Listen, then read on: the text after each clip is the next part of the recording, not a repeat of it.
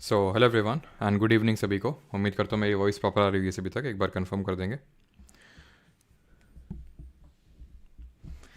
आज हम लोग का बायोलॉजी का सेकंड लेक्चर रहने वाला है जिसमें कि हम लोग टिश्यूज़ यानी कि ऊतक करने वाले हैं।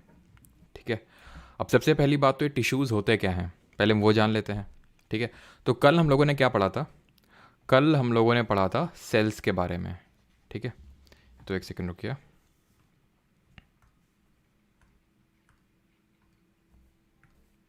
ठीक। तो कल हम लोगों ने किसके बारे में पढ़ा था? कल सेल्स के बारे में पढ़ा था, राइट? कि हमारी कोशिकाएं क्या होती हैं। तो पहले तो ये बताइए कि स्टडी ऑफ सेल्स को बोलते क्या हैं। अब ये जो सेल्स हैं, ठीक है, ये जो सेल्स हैं अगर ये आपस में जब मिल जाती हैं तो ये बना देती हैं टिश्यूज़। ये जब कोशिकाएं आपस में मिल जाती हैं तो ये बना देती हैं ऊतक। जिस तरह सेल की स्टडी को बोलते थे साइटोलॉजी, साइटोलॉजी। अब साइटो का मतलब क्या होता है? साइटो का मतलब होता है सेल एंड लॉजी का मतलब स्टडी। उसी तरह जो स्टडी ऑफ टिश्यू है उसको हम बोलते हैं हिस्टोलॉजी। ठीक है। ठीक है। गुड इवनिंग सभी को। ठीक। तो इसको हम बोलते हैं हिस्टोलॉजी। ठीक है। स्टडी ऑफ टिश्यूज़ को। अब ये जो टिश्यूज़ हैं जो आज के इस लेक्चर हम लोग पढ़ने वाले हैं उनको हम दो कैटेगरी में डिवाइड करके पढ़ेंगे। जो ऊतक हैं उनको हम दो कैटेगरी में पढ़ेंगे, यानी कि दो तरह के ऊतक यहाँ पे हम पढ़ने वाले हैं। एक तो है हमारे प्लांट टिश्यूज़ यानी कि पादप ऊतक इनको बोलेंगे, और दूसरे हैं हमारे एनिमल टिश्यूज़ जिनको कि हम जंतु ऊतक बोलेंगे। सबसे पहले हम स्टार्ट करेंगे प्लांट टिश्यूज़ से।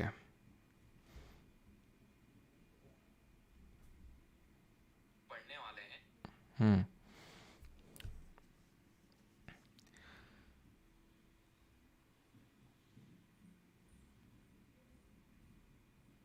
Sir time to time comments देखते रहना, कब बफ हो जाए होना तो नीचे यार। अब अगर हम कमेंट्स देखते रहेंगे तो फिर पढ़ाएंगे कब, है कि नहीं? तो बाकी मैं देखता रहूँगा, ठीक है, बीच बीच में। राइट। तो चलिए स्टार्ट करते हैं प्लांट टिश्यूज़ से।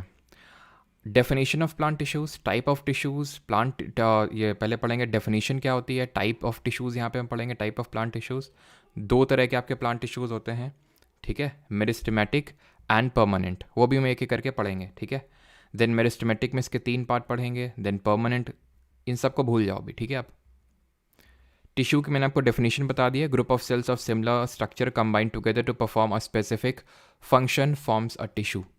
इंपॉर्टेंस क्या होती है टिश्यूज़ की, उतना इंपॉर्टेंट है हमारे लिए है नहीं, ठीक है।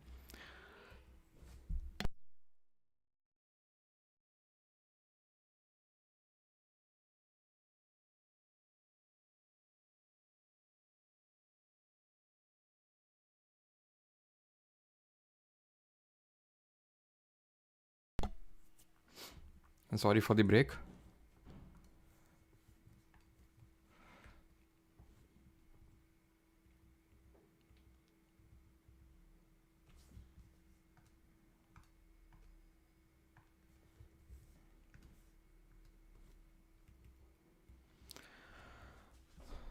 दो जो चीज़ें लिखी हुई हैं उसको हम बाद में देख लेंगे, ठीक है। पहले समझ लेते हैं। तो अभी मैंने आपको बताया टिश्यूज़ दो टाइप के होते हैं, plant tissues and animal tissues, ठीक है। सबसे पहले हम देखेंगे यहाँ पे प्लांट टिश्यूज़ को, यानी कि जो हमारे पादप ऊतक हैं। अब ये जो प्लांट टिश्यूज़ हैं इनको हम दो कैटेगरी में डिवाइड करेंगे। सबसे पहले तो एक को बोलेंगे मेरिस्टेमेटिक टिश्यूज़, मेरिस्टेमेटिक टिश्यूज़, और दूसरों को बोलेंगे परमानेंट टिश्यूज़।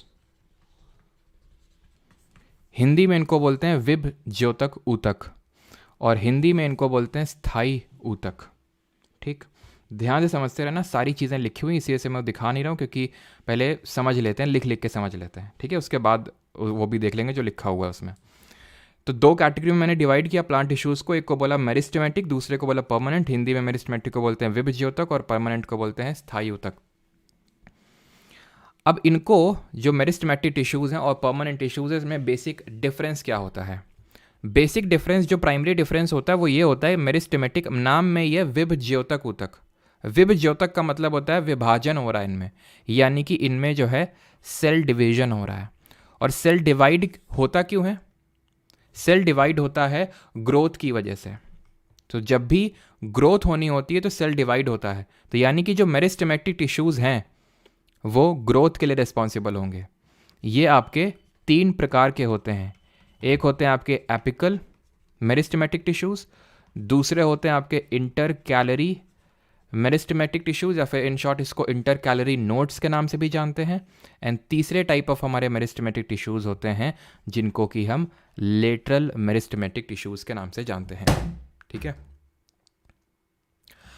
अब ये जो एपिकल है, इंटर कैलरी या लेटरल है, ये क्या किसके लिए रिस्पॉन्सिबल है? ग्रोथ के लिए रिस्पॉन्सिबल है। अब ग्रोथ किस तरह से होती है? ग्रोथ 2 तरह के तरीके से हो सकती है आपकी ग्रोथ। जैसे कि हम ह्यूमंस की किस तरह से होती है, या तो हम हाइट बढ़ती है हमारी, या तो भाई विड्थ बढ़ती है, या तो हाइट बढ़ती है तो मोटापा बढ़ता है। सिमिलरली प्लांट्स में भी या तो हाइट बढ़ेगी, और मतलब या तो बोलना सही नहीं रहेगा, मतलब हाइट भी बढ़ेगी एंड विड्थ भी बढ़ेगी। तो जो हाइट बढ़ेगी वो एपिकल और इंटर कैलरी की वजह से बढ़ेगी। आई अगेन रिपीट, जो हाइट बढ़ेगी वो एपिकल मेरिस्टेमेटिक टिश्यूज़ और इंटर कैलरी जो नोड्स होती हैं उसकी वजह से बढ़ेगी। जो इनकी चौड़ाई है वो लेटरल मेरिस्टेमेटिक टिश्यूज़ की वजह से बढ़ेगी। अब यहाँ पे आपको चीज़ें समझ में आएंगी जब मैं यहाँ पे आपको दिखाऊंगा कि इंटर जो मेरिस्टेमेटिक टिश्यूज़ हैं इसमें से एपिकल, इंटर कैलरी और लेटरल होते कहाँ पे, लोकेशन क्या होती है। एपिकल होते हैं tips of roots and shoots पे। एपिकल कहाँ पे होते हैं? टिप्स में प्रेजेंट होते हैं। ये तो आप देख रहे हैं शूट में, ऐसे ही जो रूट्स का जो टिप होता है उसमें भी आपको एपिकल मेरिस्टेमेटिक टिश्यूज़ ही देखने को मिलते हैं। इंटर कैलरी जो मेरिस्टेमेटिक टिश्यूज़ होते हैं वो बीच बीच में आपको देखने को मिलते हैं। जैसे फॉर एग्जांपल मान लेते हैं कि ये कोई पेड़ है, ठीक है, बकरी आई, बकरी खा गई ऊपर से, तो ऐसा तो है नहीं कि पेड़ बढ़ेगा नहीं अब, तो उसकी ग्रोथ के लिए अब कौन रिस्पॉन्सिबल होगा? Inter calorie meristematic tissue. जैसे फॉर एग्जांपल आपने वो गन्ना देखा हो, गन्ने में बीच बीच में इस तरह से नोड्स प्रेजेंट होती हैं, that are intercalary meristematic tissues. अब लेटरल अगर आप ध्यान से देखें तो लेटरल किसके लिए रिस्पॉन्सिबल थे? लेटरल का मतलब होता है साइडवेज, साइड में जो प्रेजेंट होते हैं, और ये साइड से बढ़ते हैं तो इसलिए मोटापा बढ़ाते हैं ये पेड़ का, तो इनको बोलते हैं लेटरल मेरिस्टेमेटिक टिश्यूज। क्लियर हो गई इतनी चीज़? तो अभी हमने क्या पढ़ा, क्या है, हमने ये पढ़ा है कि टिश्यूज होते क्या हैं? ग्रुप ऑफ सेल्स, यानी कि कोशिकाओं का जो समूह होता है जो एक डेफिनेट फंक्शन परफॉर्म कर रहा है उसको हम ऊतक बोलते हैं, दैट इज टिश्यूज बोलते हैं। अब ये जो टिश्यू होते हैं ये 2 तरह के होते हैं, plant tissues and animal tissues, यानी कि पादप ऊतक और जंतु ऊतक। प्लांट टिश्यूज को हमने 2 कैटेगरी में डिवाइड किया, मेरिस्टेमेटिक एंड परमानेंट। मेरिस्टेमेटिक विभज्योतक ऊतक जो होते हैं इनमें सेल डिवीजन हो रहा है कॉन्टिन्यूसली, जिसकी वजह से ये ग्रोथ के लिए रिस्पॉन्सिबल होते हैं। 3 तरह के होते हैं, apical meristematic tissues, inter calorie nodes, and तीसरा होता है हमारा लेटरल मेरिस्टेमेटिक टिश्यूज। अब ये जो एपिकल है जिसको कि हम हिंदी में बोल सकते हैं शीर्षस्थ विभज्योतक, ये tips of roots and shoots में प्रेजेंट है। जो इंटर कैलरी मेरिस्टेम है जिसको हम अंतर्वष्टि विभज्योतक ऊतक बोल सकते हैं, ये बीच बीच में प्रेजेंट है। और लेटरल मेरिस्टेमेटिक का लोकेशन अगर देखें तो ये साइड में प्रेजेंट है। क्लियर इतनी चीज़? अब यहाँ पे हम आएंगे किस पे, यहाँ पे अब ये जो चीज़ें लिखी हुई इसको देख लेते हैं अभी, ठीक है। मेरिस्टेमेटिक टिश्यू हमारा खत्म हो गया, उसको देख लेते हैं। ग्रोइंग रीजन्स ऑफ प्लांट्स में देखने को मिलेगा, स्फेरिकल, ओवल, रेक्टेंगुलर शेप किसी का भी हो सकता है। इंटर सेलुलर स्पेसेस एब्सेंट होती नहीं होती हैं। वैक्यूल्स एब्सेंट होता है, ये इंपॉर्टेंट चीज़ है। ये इंपॉर्टेंट चीज़ है कि जो मेरिस्टेमेटिक टिश्यू होते हैं उनमें वैक्यूल्स एब्सेंट होता है। कमेंट में आप बताएंगे जल्दी से, जो हमने कल पढ़ा था कि ये जो वैक्यूल्स होते हैं ये किस चीज़ के लिए रिस्पॉन्सिबल होते हैं, इनका फंक्शन क्या होता है वैक्यूल्स का, कल हम लोगों ने देखा था। इनका फंक्शन क्या होता है बताइए वैक्यूल्स का? तो हमने देखा था कि वैक्यूल्स का फंक्शन होता है प्लांट को रिजिडिटी एंड टर्जिडिटी प्रोवाइड करना। एनिमल्स में भी होते हैं वैक्यूल्स, लेकिन एनिमल्स में टेम्परेरी होते हैं, स्मॉल होते हैं साइज में। वहीं अगर हम बात करें प्लांट में तो बड़े होते हैं काफ़ी एंड परमानेंट नेचर के होते हैं वैक्यूल्स। ठीक, अब वैक्यूल्स में एक चीज़ हमने पढ़ी थी, एंड वो ये चीज़ ये थी कि ये प्लांट सेल में तकरीबन 90% 50 to 90% जो है उस सेल का वॉल्यूम ऑक्यूपाई करके रखते हैं। ठीक है, तकरीबन 50 to 90% जो है वो सेल का वॉल्यूम ऑक्यूपाई करके रखते हैं वैक्यूल्स। अब खुद सोचिए, इन सेल को डिवाइड होना है, ये जो टिश्यूज़ हैं इनको डिवाइड होना है। अब ऐसे टिश्यू जिनको डिवीजन करना है उसमें अगर बड़े बड़े वैक्यूल्स होंगे तो सेल डिवीजन में थोड़ी सी दिक्कत होगी कि नहीं होगी? क्योंकि यहाँ पे सेल डिवाइड करना है ना, बिकॉज ग्रोथ के लिए रिस्पॉन्सिबल है, तो इसलिए वैक्यूल्स को हटा देते हैं। ऐसे आप इमेजिन कर सकते हो, जैसे फॉर एग्जाम्पल मान लेते हैं ये मिस्टर ए है, ठीक है, या फिर मिस्टर एक्स हैं, ये मिसेज वाई हैं। मान लेते हैं दोनों लोगों को कुछ गतिविधियाँ करनी है, ठीक है, तो कुछ गतिविधियाँ अगर करनी, मान लो कि ये हैं भाई साहब मिस्टर एक्स जो हैं ये काफ़ी मोटे हैं, ये ठीक काफ़ी ज़्यादा मोटे हैं। ये जब ये गतिविधि करना चाहेंगे तो इनका पेट जो है काफ़ी बीच में अड़ंगे डालेगा। तो क्या ये फेवरेबल है कि बड़ा सा पेट हो? नहीं हो, ठीक है। तो वैक्यूल्स अगर बड़ा सा हो तो क्या सेल डिवीजन में फेवरेबल है? नहीं है, तो इसलिए वैक्यूल्स एब्सेंट होता है, इंपॉर्टेंट है। साइटोप्लाज्म जो होता है उसमें डेंस घना होता है, सेल वॉल सेल्यूलोज की बनी होती है, कोई इंपॉर्टेंट नहीं है क्योंकि आपको पता है यार सेल वॉल सेल्यूलोज की बनी होगी, ठीक है, कल पढ़े थे हम लोग, और सेल डिवीजन के रिस्पॉन्सिबल होते हैं, ठीक है। एंड देन उसके बाद apical present at the shoot and root के टिप्स में प्रेजेंट होगा, लेंथ बढ़ाता है इनकी। लेटरल आपका साइड में प्रेजेंट होता है, गर्थ भी बोलते हैं इसको, ध्यान रखना इसकी लोकेशन गर्थ, गर्थ का मतलब वही होता है नीचे साइड की ओर, ठीक है। प्रेजेंट बीनीथ द बाक, इंटर कैलरी जो होता है present at the base of leaves. Base of leaves क्या होता है? जैसे ये पत्ती होती है यहाँ पे, ठीक है, तो बेस में प्रेजेंट होगा, तो इसी से तो पत्ती की ग्रोथ होगी, तो बीच बीच में यहाँ पे प्रेजेंट होता है, ये बीच में। इंटर कैलरी का मतलब ये बीच में, ये जो लीव्स और इंटर नोड्स की लेंथ इंक्रीज करता है। क्लियर हो गई इतनी चीज़? बैक टू उसी में आते हैं जो हम यहाँ बना रहे थे, परमानेंट पे आते हैं अभी, ठीक है। क्लियर हो गया है सबको? किसी को कोई प्रॉब्लम तो नहीं है? एक बार देख लेते हैं कि बफरिंग वगैरह तो कुछ नहीं हो गई फिर से। हाँ, तो ये ऐसे एग्जाम्पल ज़्यादा समझ में आते हैं ना। गतिविधि से मतलब है फॉर एग्जाम्पल, मतलब पढ़ाई लिखाई करना चाहते हैं वो, गतिविधि से मेरा मतलब ये है।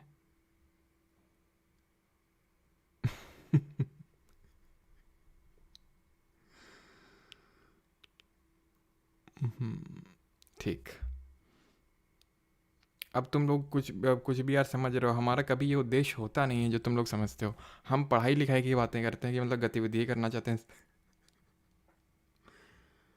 चलो छोड़ो, खैर। अब आते हैं परमानेंट टिश्यूज़ पे। परमानेंट टिश्यूज़ जो है इनको हम फर्दर दो कैटेगरी में डिवाइड करते हैं।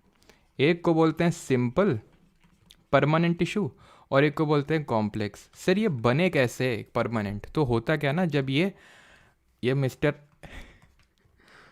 एक्स और मिसेस वाई जब गतिविधि कर करके थक जाते हैं, जब ये कर करके थक जाते हैं और गतिविधि नहीं कर पाते हैं, तो ये परमानेंट में कन्वर्ट हो जाते हैं। तो ये मेरिस्टेमेटिक टिश्यू जब सेल डिवाइड हो के ग्रोथ हो गई, अब ये क्या करेंगे, एक पॉइंट के बाद 40 के बाद अब ये जो है तोंदू होना स्टार्ट होंगे और अपना अपना फंक्शन परफॉर्म करेंगे ये।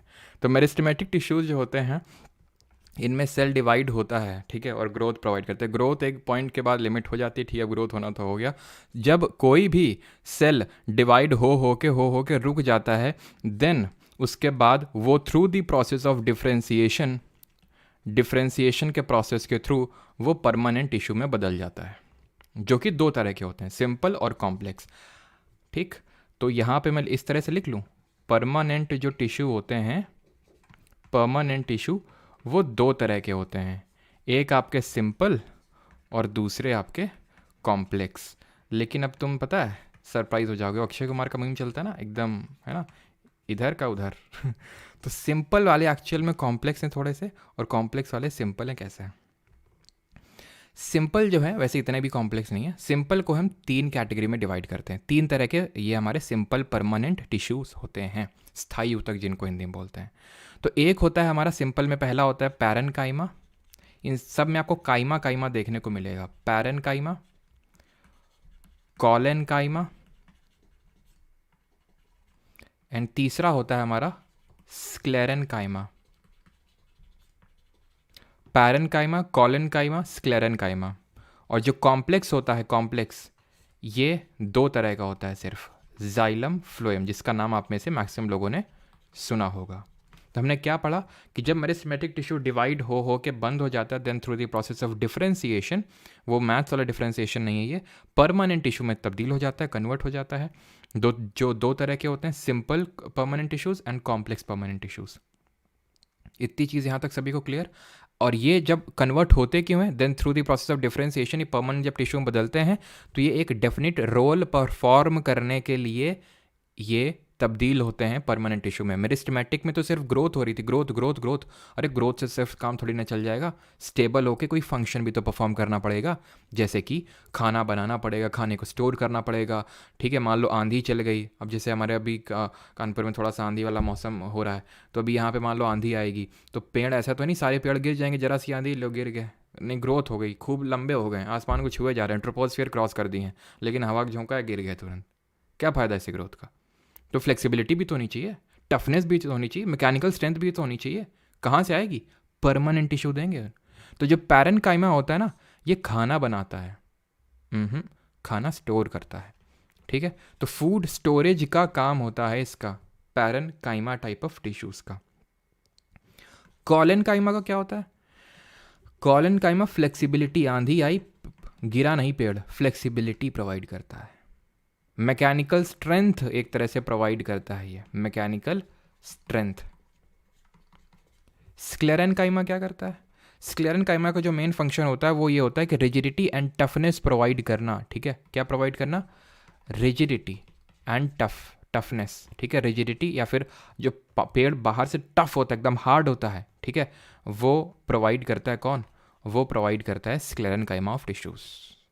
ठीक, अब ये जो पैरेन्काइमा है, इसी के दो बच्चे हैं, एक का नाम है एरेनकाइमा, एरेनकाइमा, और दूसरे का नाम है क्लोरेनकाइमा। क्लोरेनकाइमा नाम से ही लग रहा है क्लोरोफिल है इसमें, तो खाना बना रहा होगा ये।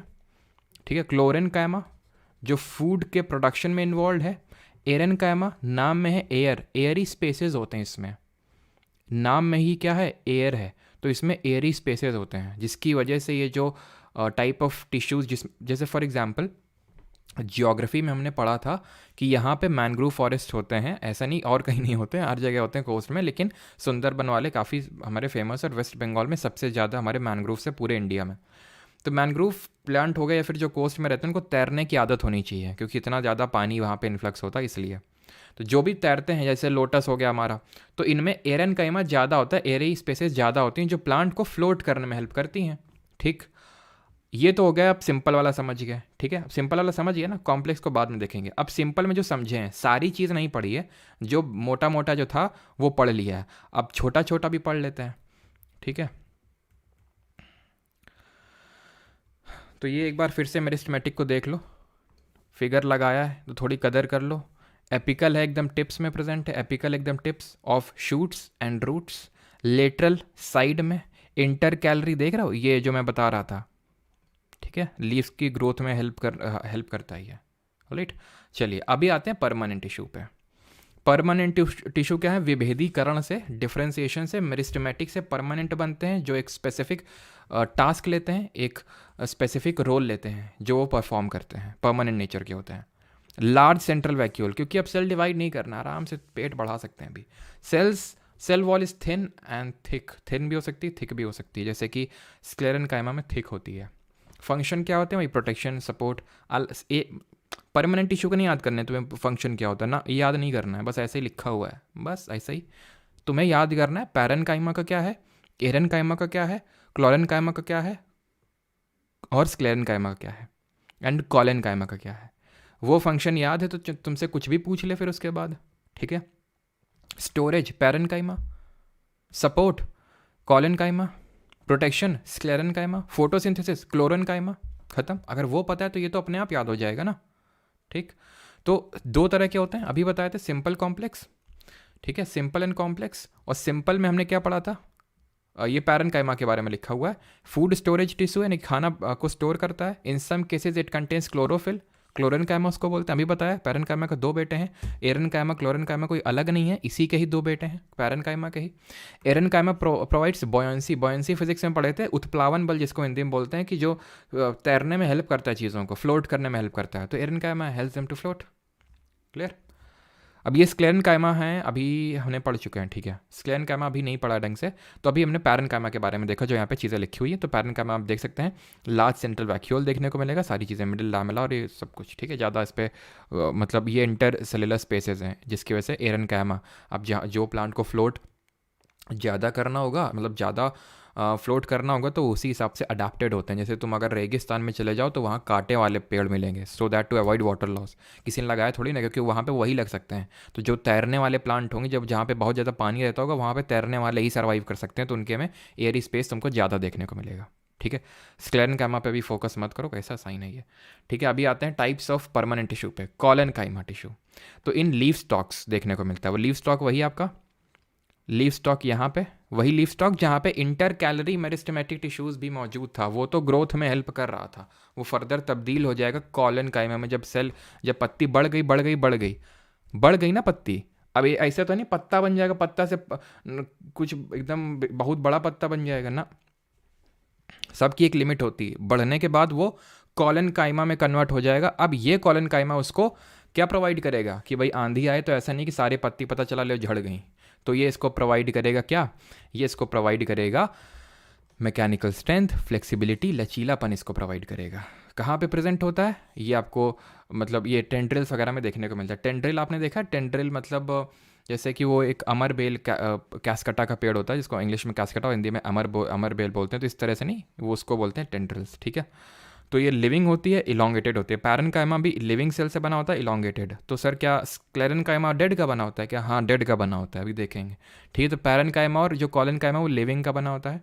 Irregularly thickened at the corners. अब इससे एक PYQ सीरीज में भी मैं क्वेश्चन करवा रहा था, पूछ लिया था, या फिर रेलवे में भी आई थिंक पूछ लिया था। ऐसे इरेगुलरली थिकेंड, ये देखो अभी तुम दिखाते हैं, ये देख रहे हो कॉलेनकाइमा है, कॉर्नर्स में किस तरह से इरेगुलर थिकनिंग है ये। तो ध्यान रखना, ये कुछ कीवर्ड्स होते हैं। ठीक है, तो कॉलेनकाइमा क्या प्रोवाइड करता है? फ्लेक्सिबिलिटी प्रोवाइड करता है, मैकेनिकल स्ट्रेंथ प्रोवाइड करता है, and it is irregularly thickened at the corners. ठीक है, और बहुत कम इंटरसेलुलर स्पेसेस होती हैं, पैरेन्काइमा जितनी नहीं होती हैं, क्योंकि पैरेन्काइमा के अंदर एरेन्काइमा है इसलिए। ठीक, किसी को यहाँ तक डाउट नहीं होगा आई थिंक। पहले मैं स्क्लेरेन्काइमा खत्म कर लेता हूँ, फिर अगर डाउट होगा तो आप पूछ लेंगे। स्क्लेरेन्काइमा टिश्यूज़ पे आते हैं। स्क्लेरेन्काइमा टिश्यू का फंक्शन क्या होता है? तो पहली बात तो ये ध्यान रखना है, जो स्क्लेरेन्काइमा टिश्यूज़ होते हैं ये डेड सेल से बने होते हैं। ये वो लिविंग सेल से बने होते हैं, डेड सेल से बने होते हैं। इनका फंक्शन ये होता है कि प्लांट को, किसी भी प्लांट को ये हार्ड एंड स्टिफ बनाते हैं, एकदम कठोर, ताकि कोई जरा मारे इन पे तो उसी के लगे, इनके ना लगे। ठीक है, ये जो सेल्स होते सेल्स तो मैंने बता दिए जो डेड सेल से बने होते हैं। एंड यहाँ पे अगर आप ध्यान से देखें तो ये लॉन्गिट्यूडनल जो सेक्शन है ये नैरो ल्यूमन है। ल्यूमन ये जो पार्ट है ना बीच में, ये खुला हुआ पार्ट, इसको बोलते हैं ल्यूमन। तो ये नैरो है, ठीक है, लॉन्ग है, नैरो ल्यूमन है। एंड अगर आप ध्यान से देखें तो इसमें लिखा हुआ लिग्निफाइड थिक वॉल। अब ये हार्ड एंड स्टिफ है, तो कोई ऐसा बोलते हैं ना मोटी चमड़ी वाला है, ये मोटी चमड़ी वाला है, मतलब इसको चाहे कुछ भी बोल दो कुछ फ़र्क ही नहीं पड़ता, कुछ भी सुना दो कुछ फ़र्क ही नहीं पड़ता, मोटी चमड़ी वाला है, यानी इसकी चमड़ी मोटी। उसी तरह इसको कुछ भी कर लो, इतना हार्ड एंड स्टिफ है। क्यों? क्योंकि इसकी जो वॉल्स हैं वो थिक हैं, वॉल्स आर थिकेंड। लेकिन क्यों वॉल्स थिक क्यों है? क्योंकि इसमें लिग्निन नाम का एक केमिकल रिलीज होता है, वो लिग्निन इसको थिक बना देता है, इसको मोटा बना देता है। तो यहाँ पे आप देखिए लिग्निफाइड थिक वॉल्स हैं, ये लिग्निफाइड थिक वॉल्स हैं। ठीक है, कहाँ पे देखने को मिलेंगे? कहाँ पे देखने को मिलेंगे? तो ये आपको जो वेन्स ऑफ लीव्स होती हैं, वेन्स ऑफ लीव्स। अच्छा, आपको अभी मैं बताता हूँ, एक आपने वो देखा होगा, ये कोकोनट तो सबने देखा होगा ना, नारियल, इसको हम बोलते हैं हस्क ऑफ कोकोनट, नारियल की भूसी, हस्क ऑफ कोकोनट। कितना हार्ड होता है ये, होता है कि नहीं होता है? इसमें स्क्लेरेन्काइमा होता है बहुत ज़्यादा, इसलिए ये हार्ड इतना स्टिफ होता है। तो ये इसका एक सबसे बेस्ट एग्जांपल है हस्क ऑफ कोकोनट। जो लीव्स की वेन्स होती हैं वहाँ पे देखने को मिलेगी। किसी सीड या नट, जैसे कि अखरोट हो गया, ठीक है, पिस्ता हो गया, उसमें अपने देखते होंगे वो जो नट का जो कवरिंग होता है वो स्क्लेरेन्काइमा से बना होता है। क्लियर है इतनी चीज़? तो स्क्लेरेन्काइमा का फंक्शन देख लिए, एंड स्क्लेरेन्काइमा कहाँ मौजूद होता है ये भी हम देख लिए। अब किसी कोई डाउट हो तो यहाँ पे पूछ सकता है। देन हम स्टार्ट करते हैं प्रोटेक्टिव टिश्यू और उसके बाद कॉम्प्लेक्स परमानेंट वाले। सर GD के पेपर दोबारा कंडक्ट होंगे, क्यों?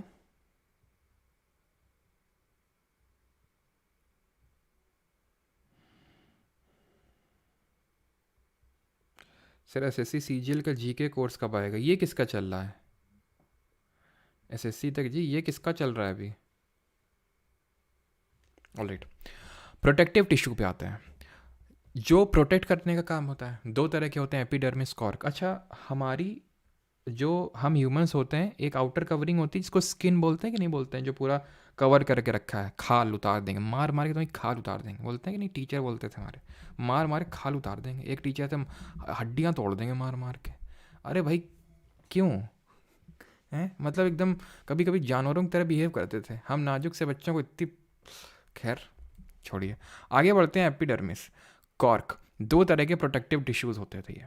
अब ये जो एपिडर्मिस है उसको हम पहले पढ़ते हैं। तो ये कहाँ पे मिलेगा? Outer most layer of all the plant. जैसे हमारी स्किन आउटर मोस्ट लेयर होती है ना, वैसे ही एपिडर्मिस आउटर मोस्ट लेयर होती है। सारे प्लांट, जो जितने भी प्लांट होते हैं उनकी आउटर मोस्ट लेयर होती है, लीव्स में, फ्लावर में, स्टेम में, रूट में, और हर जगह इनका अलग अलग फंक्शन होता है। जैसे कि फॉर एग्जांपल अगर हम बात करें, ये रूट्स में, यहाँ लिखा भी होगा आई थिंक, पहले देख लेते हैं। वही protects all the parts of the plants. Plants of dry habitats have thicker epidermis, prevent water loss, ये वाटर लॉस को प्रिवेंट करते हैं। Epidermal cells on the aerial part of plant secrete waxy secretions, waxy secretion prevent from injury, water loss, fungi infection. अभी हम देखेंगे क्या वैक्सी secretions होते हैं, ठीक है।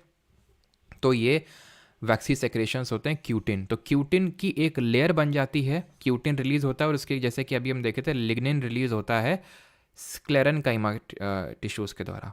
उसी तरह एपिडर्मिस जो है रिलीज करते हैं क्यूटिन, जिससे वो लेयर पूरी बन जाती है क्यूटिकल। तो cutin is a vaccine material and water resistant होता है। अब जैसे कि अगर तुम कैक्टस देखो, वो है ना, कैक्टस जो डेजर्ट्स में होता है, कितना मोटा होता है वो, कितना मोटा होता है। तो क्यों? क्योंकि वहाँ पे बहुत ही वाटर लॉस को बहुत ही प्रिजर्व करना है, क्योंकि वाटर पहले से ही कम है, वाटर लॉस हो जाएगा तो फिर बचेगा क्या, है ना। तो एक ट्रांसपिरेशन करके प्रोसेस होता है, ठीक है।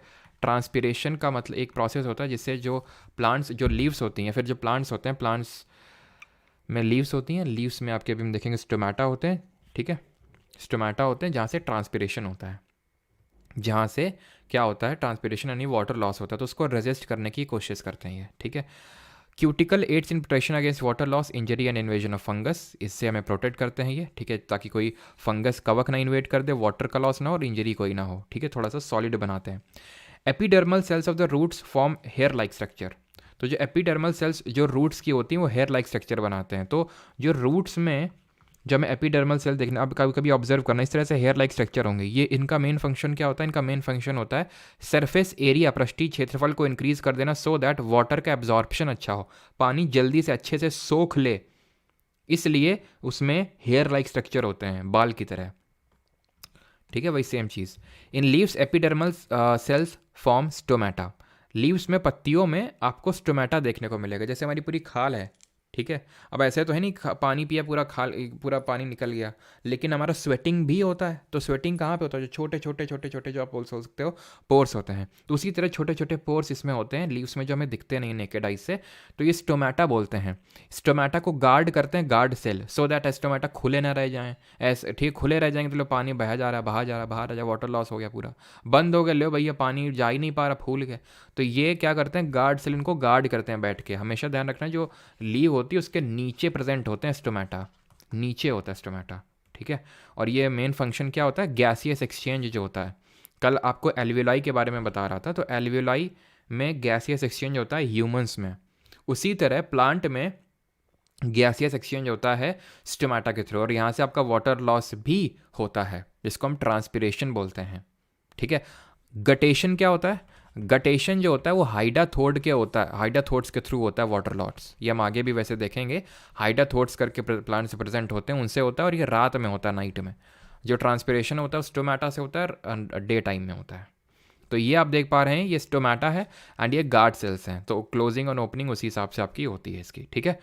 तो अभी आते हैं कॉर्क पे। क्यों? क्योंकि हमने पढ़े थे दो तरह के प्रोटेक्टिव टिश्यूज़ पढ़ने थे, एक तो एपिडर्मिस और कॉर्क, ठीक है। तो एपिडर्मिस हमने देखा क्यूटिकल, जो इसको थोड़ा सा थिक बना रहा है, जिसकी वजह से वाटर लॉस अवॉइड होगा, इन्वेजन फ्रॉम फंगस, एंड इसको एक तरह से प्रोटेक्शन प्रोवाइड कर रहा है। कॉर्क क्या होता है? कॉर्क डेड सेल से मिलकर बना होता है, ये भी आपका एक प्रोटेक्टिव टिश्यू होता है। बाकी इसकी वॉल्स में सुबेरिन नाम का एक केमिकल रिलीज होता है, suberin. I again repeat, sclerenchyma में क्या रिलीज हो रहा था? स्क्लेरेनकाइमा में लिग्निन रिलीज हो रहा था। देन हमने पढ़ा एपिडर्मिस। एपिडर्मिस में क्या रिलीज हो रहा था? एपिडर्मिस में रिलीज हो रहा था क्यूटिकल्स हैं। और यहाँ पे अगर बात करें जो कॉर्क है, इसमें आपका सुबेरिन रिलीज हो रहा है, वॉल्स हैव सुबेरिन, बस इसमें इतना ही आपको पढ़ने की ज़रूरत है। बाकी substitute epidermal cells in mature roots and shoots, तो जब आपकी एपिडर्मल सेल्स काफ़ी मेच्योर हो जाती हैं, ठीक है, काफ़ी ज़्यादा मेच्योर हो जाती हैं, तो उसके बाद वो कॉर्क में तब्दील हो जाती हैं, यानी डेड हो जाती हैं, तो वो डेड सेल से कॉर्क ही बन जाता है। तो उन्हीं एपिडर्मल सेल्स से ही आपका कॉर्क बना है। तो ये प्रोटेक्शन प्रोवाइड करते हैं और ये गैसेस एक्सचेंज को भी थोड़ा बहुत रेगुलेट करते हैं, ठीक है। ये कॉर्क सेल का आपका डायग्राम है। एंड अब आते हैं कॉम्प्लेक्स परमानेंट टिश्यू पे, ठीक है। सिंपल हमारा ख़त्म हो गया। मैं आपको फिर से रिवाइज करवा देता हूँ कि हमने अभी तक क्या कहानी पढ़ी है। हमने कहानी ये पढ़ी कि आज का टॉपिक था tissue, study of tissue histology. दो तरह के होते हैं, प्लांट में, एनिमल में। एनिमल अभी छुए भी नहीं है, प्लांट वाला छुए हैं, तो क्यों ना प्लांट वाला देख लें।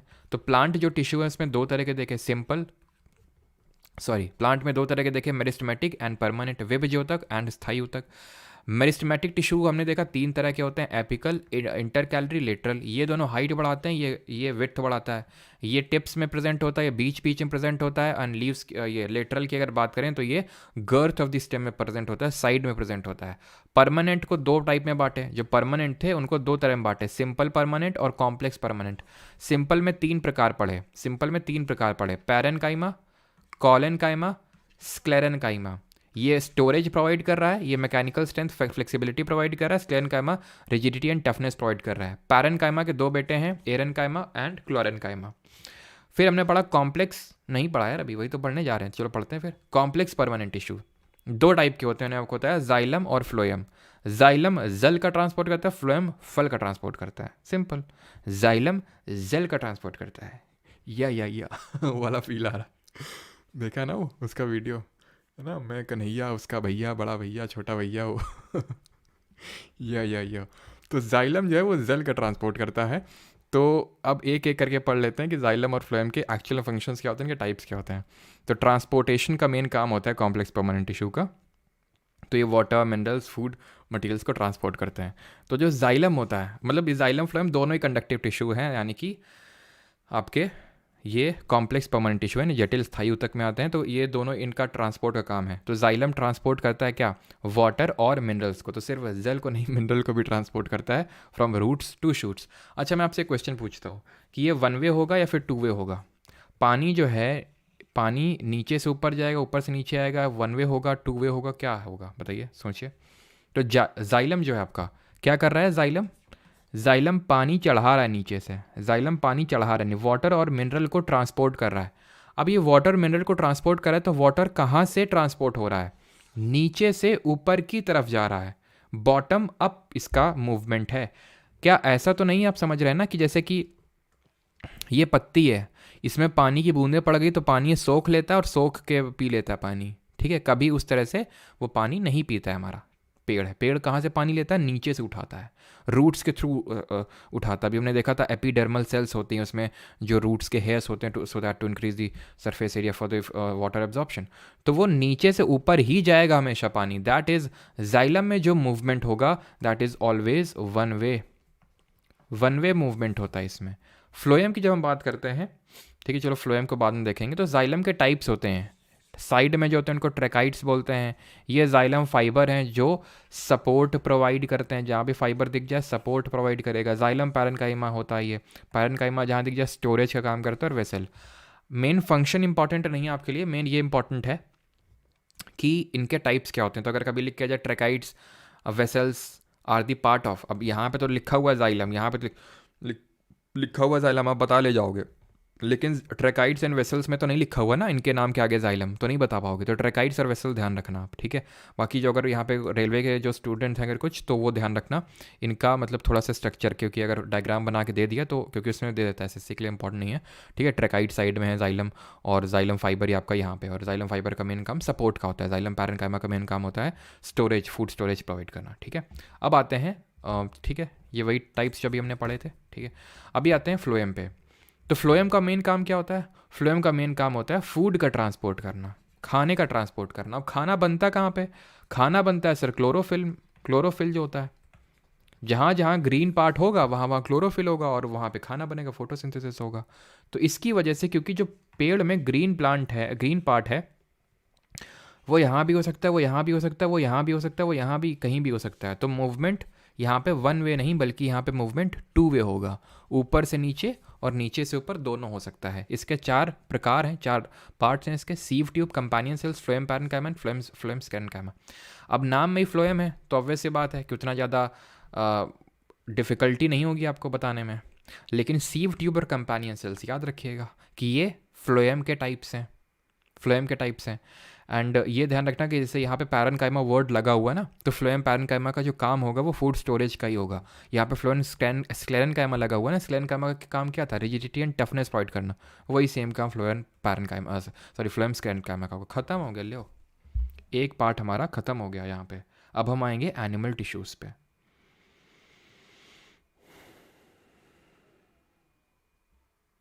सर आप अपना वीडियो क्यों हटा देते हो प्रिंस गुप्ता जी? क्योंकि ये बैच के वीडियोस हैं। आप सोचिए कि मैं बैच में अकेले अकेले नहीं पढ़ा रहा हूँ, ठीक है। आपको भी अगर आपको जैसे लेक्चर देखना, आपको कोई टॉपिक पर्टिकुलर, तो आप यहाँ पे फ्री ऑफ कॉस्ट देख सकते हैं। इसलिए फ्री लाइव स्ट्रीमिंग मैं करता हूँ यूट्यूब पे, सो दैट आप इसको देख सकें फ्री ऑफ कॉस्ट, जो बैच के वीडियोज़ हैं। एंड क्योंकि लोगों ने पे किया है बैच के लिए, तो वैसे बात को मुझे हटाना पड़ेगा, ठीक है। अब हमारी बारी आती है। तो डिस्काउंट कोड होली का दे दीजिए बैच का। अच्छा चलो देते हैं फिर, है ना। टेलीग्राम में ज्वाइन हो जाना परमार SSC पे, तो वहाँ पे नहीं होगा तो मैं शेयर कर दूंगा, क्योंकि अब पहले वो क्रिएट करना पड़ेगा ना, अभी तो क्रिएट कर नहीं सकते हैं। तो होली वोली पे देखते हैं फिर। कन्हैया मेरा छोटा भैया, मैं बलराम उसका बड़ा भैया। हाँ चलिए भाई, तो स्टार्ट करते हैं अभी एनिमल टिश्यू पे। सभी लोग एक डीप ब्रीथ लेंगे और सीधे बैठ जाएंगे। ठीक, स्टार्ट करते हैं जंतु ऊतक। किसी को डाउट आई होप नहीं होगा। एंड एक बार मैं और देख लेता हूँ, ठीक। बाकी यार हिंदी में तो यार मैं कोशिश कर रहा हूँ, ठीक है, जितनी चीज़ें मैं बता सकता हूँ, ठीक है। चलो तो अभी आते हैं हम जंतु ऊतक पे, ठीक। चलिए, तो जंतु ऊतक में क्या पढ़ेंगे? 4 तरह के जंतु ऊतक पढ़ेंगे। बड़ा इंटरेस्टिंग है, एकदम समझिए ध्यान से, बड़ा मजा आएगा पढ़ने में। Epithelial, muscular, connective, nervous. नाम से ही पता चल रहा है सर, हमें नहीं पता चल रहा है एपिथेलियल, ठीक है, पता चल जाएगा। मस्कुलर, ये मस्कुलर मतलब मसल वाला है। कनेक्टिव, कनेक्शन कुछ बैठ रहा होगा। नर्वस, नर्वस तो आप समझ गए, नर्वस नर्वस ही आ रहे हैं, क्या है, क्या की एंग्जाइटी हो रही, क्यों हो रही है? क्योंकि आपका ब्रेन में कंट्रोल नहीं। क्यों ब्रेन पे कंट्रोल नहीं? क्योंकि तुम डीप ब्रीथ नहीं कर रहे हो। स्टार्ट करते हैं एपिथेलियल टिश्यू में। एपिथेलियल टिश्यू 4 तरह के होते हैं, स्क्वैमस, क्यूबॉइडल, स्ट्रैटिफाइड स्क्वैमस, नहीं, ये होगा आपका कॉलमनार, ठीक है, columnar. Squamous, cuboidal, columnar, ciliated. Squamous, cuboidal, columnar, ciliated, ठीक है, ये पढ़ेंगे। भूल जाओ मस्कुलर अस्कुलर, ठीक है। आ जाओ एपिथेलियल पे। सबसे पहले एपिथेलियल टिश्यू, अब देखे थे एपिडर्मिस, देखे थे वहाँ पे एपिडर्मिस प्लांट की कवरिंग थी, हमारी कवरिंग एपिथेलियल टिश्यू है। एपिथेलियल टिश्यू के भी कई टाइप हैं, जैसे कि हमने पढ़ा था परमानेंट टिश्यू क्या प्रोवाइड कर रहा था, फंक्शन क्या था उसका? फूड स्टोरेज था, फ्लेक्सिबिलिटी था, रिजिडिटी एंड टफनेस था। क्योंकि परमानेंट टिश्यू में अलग अलग तरह के टिश्यू थे। पैरेन्काइमा स्टोर कर रहा था, colon flexibility mechanical strength, and sclerenchyma rigidity and toughness provide कर रहा था। उसी तरह ये आपको डिफरेंट डिफरेंट फंक्शन दिख रहे होंगे, क्योंकि एपिथेलियल का एक लड़का एक बच्चा करता होगा, प्रोटेक्टिव टिश्यू वो करता होगा, कोई इंटरसेलुलर ये स्पेस प्रोवाइड कर रहा होगा, तो इस तरह से डिफरेंट काम होंगे। तो क्यों ना पहले वही देख लिया जाए स्पेसिफिक। सबसे पहला है एपिथेलियल का जो पार्ट है, बच्चा है, बेटा है, जो भी बोलो, squamous epithelial tissue. Squamous epithelial tissue, ये एक्सट्रीमली थिन होते हैं, cells are flat and irregularly shaped होते हैं। ये 2 तरह के होते हैं, सिंपल स्क्वैमस एंड स्ट्रैटिफाइड। यानी स्क्वैमस भी 2 तरह के होते हैं, सिंपल और स्ट्रैटिफाइड। अब लोकेशन इनकी इंपॉर्टेंट है कि प्रेजेंट कहाँ पे होते हैं, ये प्रेजेंट कहाँ पे होते हैं। ये सिंगल लेयर ऑफ सेल्स होते हैं, सिंपल। कहाँ पे? डेलिकेट लाइनिंग, जहाँ जहाँ मुलायम मुलायम पार्ट होता है ना, पेट जहाँ पे, वहाँ पे होते हैं। मुंह का अंदर का जो भाग है, मुंह का, माउथ का अंदर वाला भाग कितना डेलिकेट है, जरा सा कुछ भी होता है छाला निकल आता है, तो वहाँ पे देखने को मिलेगा। ईसोफेगस क्या होता है? फूड पाइप, जो हम खाना खाते हैं मुंह में रखते हैं, तो जब हम अंदर ऐसे घुटकते हैं तो वो पेट में जाता है। तो वो पेट में किसके थ्रू जाता है? तो इसी के थ्रू जाता है। हम डाइजेशन वाले चैप्टर में पढ़ेंगे इस चीज़ को।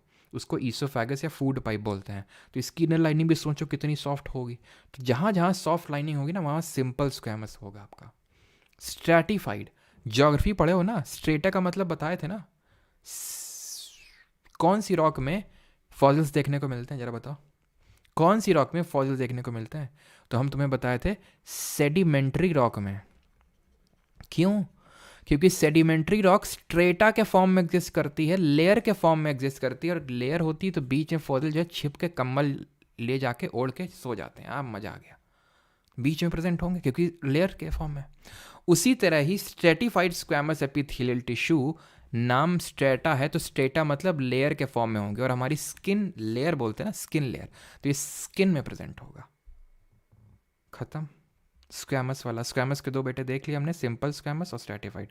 दूसरा बेटा है एपिथेलियल का क्यूबॉइडल, क्यूब के फॉर्म में होंगे, सिंपल सा नाम ही बता रहा है क्यूब के फॉर्म में, क्यूब के फॉर्म में होंगे, ऐसे क्यूब के फॉर्म में होंगे। देख लो ये क्यूब के फॉर्म में है, ये क्यूबॉइडल एपिथेलियल। भूल जाओ क्या न्यूक्लियोप्लास्ट, साइटोप्लाज्म, तेल लेने गए सब ये, ठीक है। अभी ये देखो कि अकरेंस कहाँ पे, पाए कहाँ पे जाते हैं? स्वेट ग्लैंड्स में, सेलिवरी ग्लैंड्स में, थायराइड ग्लैंड्स में, जहाँ ग्लैंड दिख जाए सीधा मारो क्यूबॉइडल। किडनी ट्यूब्यूल्स, नाम में ही ट्यूब है, लो नाम में ही ट्यूब है। Cube and tube doesn't sound similar, homophones, याद आ रहा है अंग्रेजी, क्यूब ट्यूब, ठीक है। तो किडनी ट्यूब्यूल्स में देखने को मिलेंगे, जहाँ ग्लैंड दिख जाए सीधा मारो क्यूबॉइडल। अब आ जाओ कॉलमनार, नाम में ही कॉलमनार, कॉलम के शेप में होंगे, टॉल ज़्यादा होंगे, वाइड कम होंगे, खंभे की तरह होंगे। अकरेंस कहाँ पे मिलेगी? इंटेस्टाइन में। इंटेस्टाइन भी तो ऐसे ही होती हैं, कुछ घूमी घूमी घूमी घूमी, इंटेस्टाइन सबको पता होगा ना, ऐसे होती हैं। लाइनिंग ऑफ स्टमक में देखने को मिलेगा आपको, ये लाइनिंग ऑफ स्टमक में, गॉल ब्लैडर में, यानी कि जहाँ जहाँ पाचन होता है हमारा, स्टमक में पाचन होता है, इंटेस्टाइन में पाचन होता है, तो वहाँ वहाँ में देखने को मिलेगा क्या? Epithelial type of tissue. तो ये देख लीजिए एपिथेलियल टाइप ऑफ टिश्यू है, कॉलमनार एपिथेलियल। जो लंबे ज़्यादा हैं, चौड़े कम हैं, कॉलमनार हो गए, ठीक है। ये कॉलमनार हो गए। तो हमने क्या पढ़ा पहले? स्क्वैमस पढ़ा। स्क्वैमस में दो, simple squamous, stratified squamous. Simple वाला माउथ, ईसोफेगस की इनर लाइनिंग में, स्ट्रैटिफाइड पूरी स्किन को कवर कर रहा है। देन देखा क्यूबॉइडल, देखेंगे नहीं, वो देखेंगे नहीं, ऐसे ही इमेजिन करो, क्यूबॉइडल क्यूब के फॉर्म में, क्यूब के फॉर्म में है ना, देख लो। अब ये कहाँ होते हैं?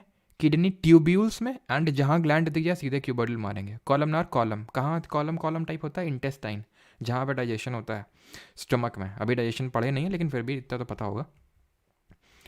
अब आखिरी है हमारा सीलिएटेड एपिथेलियल टिश्यू, उसके बाद आपका डाउट हो तो पूछना, ठीक है। ये क्यूबॉइडल भी हो सकते हैं, कॉलमनार भी हो सकते हैं, यानी ऐसे भी हो सकते हैं, ऐसे भी हो सकते हैं। इनकी खास बात ये होती है, नाम से ही सब पता चल रहा है भैया, कॉलमनार कॉलम शेप के हैं, क्यूबॉइडल क्यूब शेप के हैं, है ना। स्ट्रेटिफाइड स्ट्रेटा लेयर में एग्जिस्ट कर रहा है, सीलिएटेड सीलिया है। सीलिया जब भी दिख जाए तो तुमको बाल याद आने चाहिए। जब भी तुम्हें सीलिया दिखे ना, जैसे मुझे सीलिया, जहाँ में देखो सीलिया, मुझे बाल मेरे दिमाग में चलने लगते हैं, बाल बाल बाल हो जाता है सब। तो बाल क्या होता है? सीलिया जो होते हैं ये हेयर लाइक स्ट्रक्चर्स होते हैं, हेयर लाइक प्रोजेक्शंस होते हैं, जो मूवमेंट फैसिलिटेट करते हैं, जो मूवमेंट फैसिलिटेट करते हैं। देख रहे हो यहाँ पे सीलिया अभी कहाँ प्रेजेंट होंगे? बड़ा आसान याद करना। देखो यहाँ क्या लिखा हुआ है, मूवमेंट ऑफ म्यूकस। नाक में हमारे हेयर्स होते हैं, हेयर्स, उनको सीलिया बोलते हैं, और म्यूकस सेक्रीट करते हैं वो, सो दैट हम जब सांस लेते हैं फिर बाहर जाते हैं तो बहुत सारी अनवांटेड चीज़ें होती हैं। अगर वो सीधा हमारे चले गई रेस्पिरेटरी सिस्टम में, लंग्स में, तो बहुत ख़राब होगा हमारे लिए। तो यहाँ पे म्यूकस होता है, सो दैट वो वहाँ पे अंदर ना जा सके, वहीं पे चिपक जाए। एंड वो जो हेलेक स्ट्रक्चर्स भी होते हैं, हेयर्स होते हैं, वो उस म्यूकस को बाहर निकालने का काम करते हैं, ठीक है। यूरिन में भी। एंड एग, एग क्या है? जैसे कि फीमेल्स में ओवम रिलीज़ होता है, एंड उस ओवम को जो है जैसे हर 28 डेज़ में, हर महीने में एक ओवम रिलीज़ होता है, जिसको कि आपको पहुंचाना होता है यूटेरस तक। तो वो यूटेरस तक कैसे पहुंचता है? वो सीलिया पहुंचाते हैं, भाई देना उसको, भाई उसको ट्रांसफ़र करना, भाई उसको दे देना, भाई तुम उसको दे देना। ये सब भाई लोग अपना मैनेज कर लेते हैं आपस में, इधर उधर इधर इधर करके पहुँचा देते हैं, ठीक। इतनी चीज़ क्लियर? तो कहाँ पे प्रेजेंट है? और ऐसे याद रखो, यूरिन को भी यही लोग बोलते हैं, भाई चलो यूरिन को पास कराओ, तो म्यूकस, एग, यूरिन, खत्म, ठीक है। रिदमिक बीटिंग करेंगे एकदम डीजे की तरह, और डीजे की तरह कर करके उसको अपने गंतव्य तक पहुंचा देंगे। किसी को कोई डाउट? खत्म हो गया एपिथेलियल। अब आते हैं कि मसल में, फिर बैक कर लेते हैं, इसको रिवाइज कर लेते हैं, ठीक है, कहाँ से शुरू किए थे। किसी कोई डाउट होगा तो पूछ लेगा।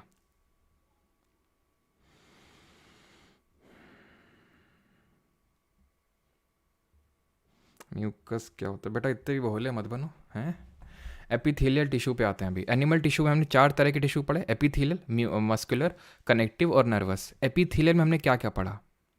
एपिथेलियल में हमने पढ़ा 4 प्रकार, squamous, cuboidal, columnar and ciliated. Squamous के दो बेटे, सिंपल स्क्वैमस, दूसरा क्या था, स्ट्रैटिफाइड स्क्वैमस। सिंपल स्क्वैमस की बात करें कहाँ पे है, माउथ एंड जो आपका मतलब inner lining of mouth and oesophagus का जो इनर लाइनिंग है वो बना रहा है। Stratified skin. क्यूबॉइडल कहाँ पे, cube cube kidney tubules, kidney tubules. और जहाँ जहाँ तुम्हें ग्लैंड दिख जाए, स्वेट ग्लैंड, जो भी ग्लैंड, क्यूबॉइडल। कॉलमनार, हाइट बड़ी है विड्थ से। कॉलम कहाँ पे होता है, कॉलम, कॉलम होता है ये इंटेस्टाइन में, इंटेस्टाइन्स में। और कहाँ पे, स्टमक में। इंटेस्टाइन हो गया स्टमक में। सीलिएटेड, सीलिया हेयर लाइक प्रोजेक्शंस होते हैं, ये हेयर लाइक प्रोजेक्शंस होते हैं। क्या, किसके मूवमेंट में, एग के मूवमेंट में, ठीक है। ये जो म्यूकस के मूवमेंट में, यूरिन के मूवमेंट में ये फैसिलिटेट करते हैं। अब आएंगे मस्कुलर पे, जिसके कि 3 बेटे हैं, स्ट्रिएटेड, स्मूथ एंड कार्डियक। इससे क्वेश्चन काफ़ी पूछा गया अभी रिसेंटली, ठीक है। अब आ जाते हैं मस्कुलर पे। तो मस्कुलर क्या है भाई, ये मसल सेल के बने होते हैं, मसल सेल इलोंगेटेड होते हैं, लार्ज साइज होते हैं, कॉन्ट्रैक्टाइल प्रोटीन्स प्रेजेंट होते हैं इसमें, ठीक है। और ये कॉन्ट्रैक्शन एंड रिलैक्सेशन में हेल्प करते हैं। जैसे कि तुम मसल को कॉन्ट्रैक्ट करो, बाइसेप को, और रिलैक्स कर दो, है ना। जैसे बाइसेप की मसल को तुमने कॉन्ट्रैक्ट किया एंड रिलैक्स कर दिया, तो ये कॉन्ट्रैक्शन एंड रिलैक्सेशन में हमें हेल्प करते हैं। इसमें कॉन्ट्रैक्टाइल प्रोटीन्स होते हैं जो मूवमेंट को फैसिलिटेट करते हैं, ठीक है। अब टाइप्स ऑफ मसल्स में हम पढ़ेंगे 3 तरह की, कार्डियक, स्केलेटल और स्मूथ। एक एक करके पहले समझेंगे, आपको कन्फ्यूज़न क्रिएट होगा, फिर उस कन्फ्यूज़न को रिजॉल्व करने के लिए एक टेबल से मैं आपको सारी चीज़ें समराइज कर दूंगा, ठीक है। अगर क्रिएट होगा, पहले ही मत दिमाग बना लेना कि नहीं कन्फ्यूज़न होगा। सबसे पहले skeletal. Skeletal muscle fibre are elongated cylindrical होती हैं, बहुत ज़्यादा रटने की ज़रूरत नहीं, देख लो बस थोड़ा सा, ठीक है। फास्ट इन नेचर होती हैं, अगर आप रेलवे वगैरह की प्रिपरेशन कर रहे हैं तो आपको रटने की ज़रूरत है ये वाली चीज़। फास्ट इन नेचर होते हैं, अनब्रांच्ड होते हैं, each cell is multinucleated. अभी अनब्रांच्ड का मतलब क्या है, किसकी बात करें, स्केलेटल की। यहाँ पे ब्रांचिंग हो रखी कि नहीं हो रखी, इस तरह की ब्रांचिंग यहाँ दिख रही तुमको कहीं, नहीं है ना, ये हो गया अनब्रांच्ड है। Each cell is multinucleated, हर सेल में मल्टी न्यूक्लियस है। आ जाओ, ये एक सेल है ना, एक न्यूक्लियस, 2 न्यूक्लियस, 3 न्यूक्लियस, 1 2 3, इसमें देख लो एक ही तो है, इसमें देख लो एक ही तो है, इसमें आ जाओ, इसमें भी तो एक ही है सब में। लेकिन ये स्केलेटल वाला भैया हमारा मल्टी न्यूक्लिएट है। Striations are present. स्ट्रिएशंस क्या है, alternate dark and light bands, alternate light and dark bands. ये light dark light dark light dark दिख रहा होगा, यहाँ पे भी तो है लाइट डार्क लाइट। इसमें है क्या, नहीं है, स्मूथ मसल में नहीं है। बहुत जल्दी थक जाती हैं, बहुत जल्दी थक जाती हैं। स्केलेटल मसल जो होते हैं attach to skeletal, skeletal muscles attach होती हैं, स्ट्रिएशंस आर प्रेजेंट, वो हमने देख लिया, वही तो देख रहे थे अभी, बार बार क्या लिख रखा है। अब ये लिखा हुआ are under the control of our will, अब इसको भूल जाओ, अभी ये इंपॉर्टेंट है लेकिन अभी बाद में बताएंगे इसको, ठीक। अब आ जाओ इसमें, और हेल्प किसमें करता है, बॉडी मूवमेंट में और पॉस्चर मेंटेन करने में। जैसे कि फॉर एग्जांपल यहाँ पे आपको ये मसल सेल देखने को, अभी भूल जाओ उसको, ठीक है। अभी आते हैं smooth and visceral muscle. Visceral क्या होता है, विसरल मतलब जो स्मूथ पार्ट होता है बॉडी में, उसको विसरल ऑर्गन बोलते हैं, ठीक है। जैसे कि पेट हो गया, इंटेस्टाइन हो गया, ये सब, हार्ट हो गया, मतलब हार्ट तो नहीं बोलेंगे, पेट हो गया, इंटेस्टाइन हो गया, ये सब विसरल मसल्स में आते हैं। यूरिनरी ट्रैक्ट हो गया, ठीक है। ये फाइबर्स आर यहाँ पे स्पिंडल शेप होते हैं, single and centrally located nucleus होता है। अभी देखे थे एक ही न्यूक्लियस, यानी यूनी न्यूक्लिएट भी बोल देते हैं इसको। यूनी न्यूक्लिएट का मतलब होता है एक ही न्यूक्लियस है। अनब्रांच्ड होते हैं, यानी कि ब्रांच इस तरह से नहीं निकली होंगी इसमें, ठीक है। यहाँ पे स्ट्रक्चर बनाइए, देख लो कई कई ब्रांच दिख रही तुमको, और एक ही न्यूक्लियस है एक सेल में, यूनी न्यूक्लिएट है। स्लो होती हैं, फटीग नहीं करती हैं ये, ठीक है, फटीग नहीं करती, थकती नहीं है। इंटेस्टाइन, जहाँ जहाँ पे ये एकदम मुलायम वाला है, जहाँ हड्डी नहीं देखने को मिलेगी, या आंत में हड्डी होती है क्या, यूटेरस में हड्डी होती है क्या, है ब्लड वेसल्स में हड्डी होती है क्या, पेट में अंदर के अंदर हड्डी होती है क्या, ब्रोंकस में हड्डी होती है क्या, है। तो जहाँ जहाँ नहीं होती है वहाँ वहाँ देखने को मिलेगा ये तुमको। एंड ये क्या होते हैं, ये आपके नहीं लिखा क्या, ये आपके इनवॉलेंट्री होते हैं, इनवॉलेंट्री मसल्स। अब इसको भी लगे हाथ समझ ही लो। यहाँ पे मैंने आपको बताया था कि ये जो होते हैं स्केलेटल वाले, ये वॉलेंट्री होते हैं। वॉलेंट्री और इनवॉलेंट्री का मतलब क्या होता है, वॉलेंट्री का मतलब ये होता है कि अपने, मतलब हम कंट्रोल कर सकते हैं, यानी कि बस ऐसे याद रखो कि ये कंट्रोलेबल हैं, जिसको कि हम अपनी इच्छा से कंट्रोल कर सकते हैं। उन मसल्स को वॉलेंट्री मसल्स बोलते हैं। स्केलेटल मसल होती हैं एंड स्मूथ या फिर वेसरल मसल्स नहीं होती हैं। कैसे? अब यहाँ पे मैंने खाना खाया, मेरी आंत में गया, तो क्या मैं उसको रेगुलेट कर सकता हूँ? भाई जल्दी जल्दी पच जाओ, जल्दी से पच जाओ, अभी बाहर भी जाना है, खेलने जाना है, हैं? तो ऐसा तो होता नहीं ना। या फिर यूटेरस से जल्दी जल्दी एग रिलीज़ करवा लिया, या फिर स्टमक से बोला कि जल्दी से HCl रिलीज़ करो, हैं? या फिर कम HCl रिलीज़ करो, हमारे पेट में एसिडिटी हो रहा है। वो करेगा जो उसे करना है, तुम कुछ नहीं कर सकते हो। लेकिन वहीं पे स्केलेटल पे आ जाओ, बाइसेप तुम्हें फुलानी दिखानी है किसी को, मान लो कोई आ गई, ठीक है, और जल्दी से तुम्हें दिखाना है, अपना प्रदर्शन करना है, ठीक है, तो कैसे करोगे तुम? अपनी विल पे कर सकते हो ना, ऐसे तो नहीं अपने आप फूलना स्टार्ट हो जाएगी। ठीक है, अपने आप तो वो होता नहीं है। तो ये क्या है? ये आपका एक स्केलेटल मसल है, वॉलेंट्री है।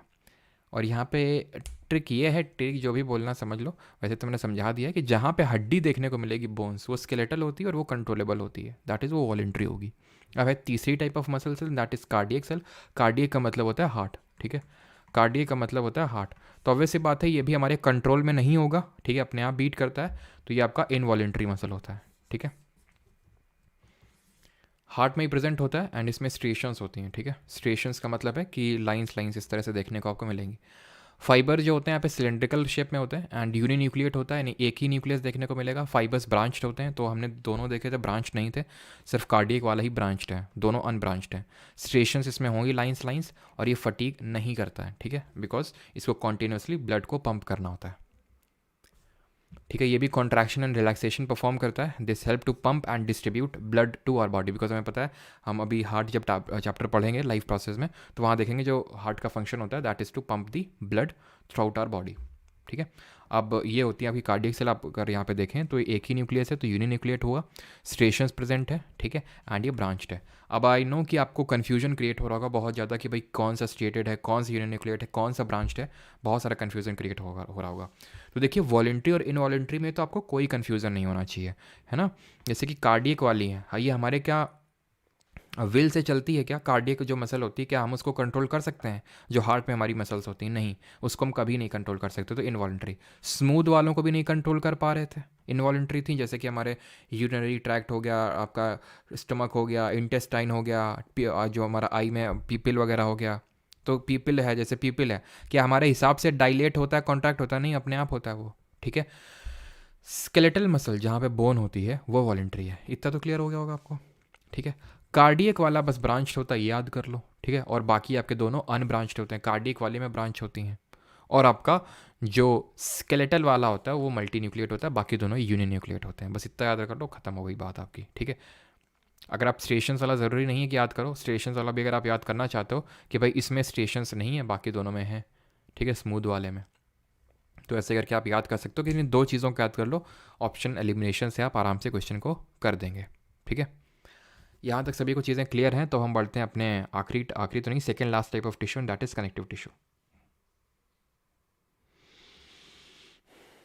Sir SSC GD exam paper leak, अच्छा पेपर लीक हो गया क्या SSC GD का? है भगवान, अब SSC में भी लीक होने लगा।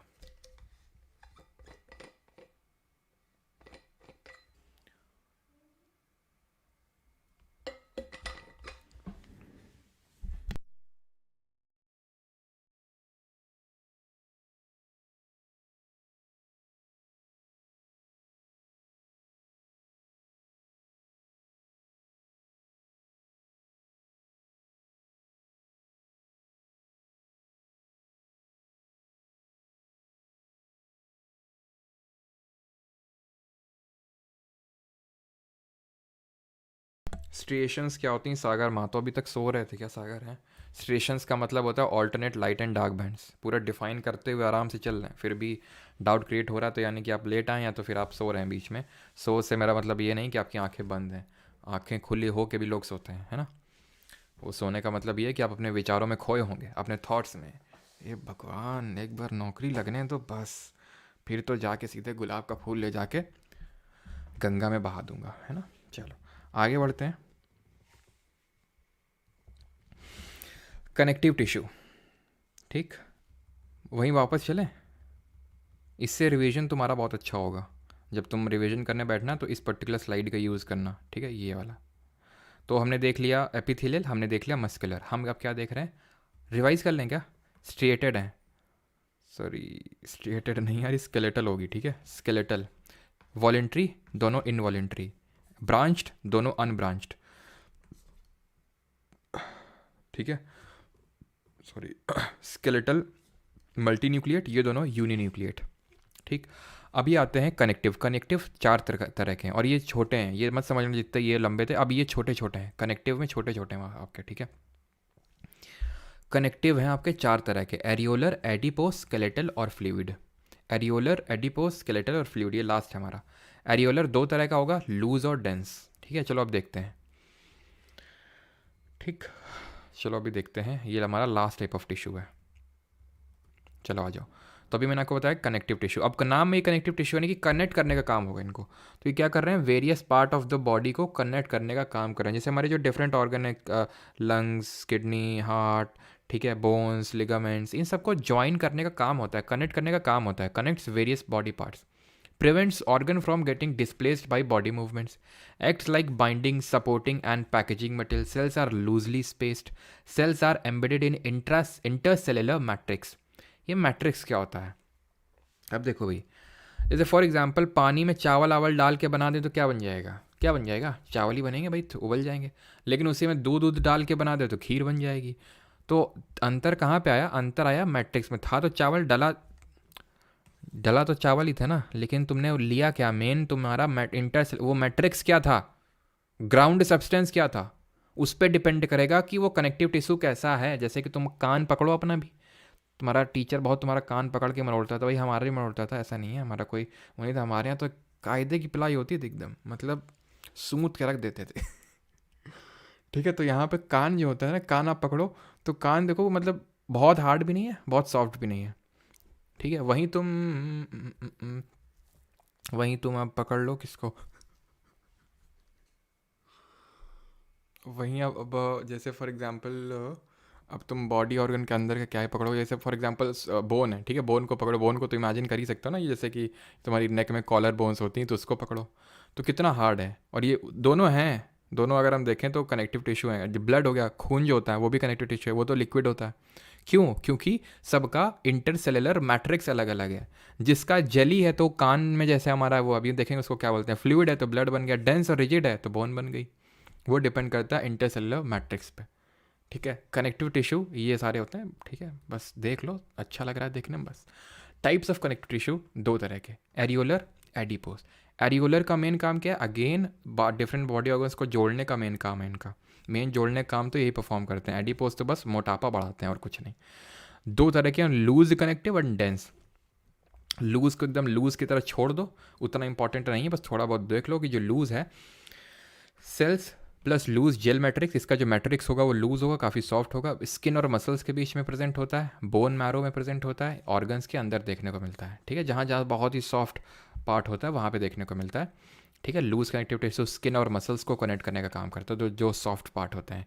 फिल्स द स्पेस इनसाइड ऑर्गन्स, जो ऑर्गन के अंदर जो स्पेस होती है उसको भरने का काम करता है। And supports the internal organs, तो जो अंदर के हमारे ऑर्गन्स हैं उनको सपोर्ट करने का काम करता है।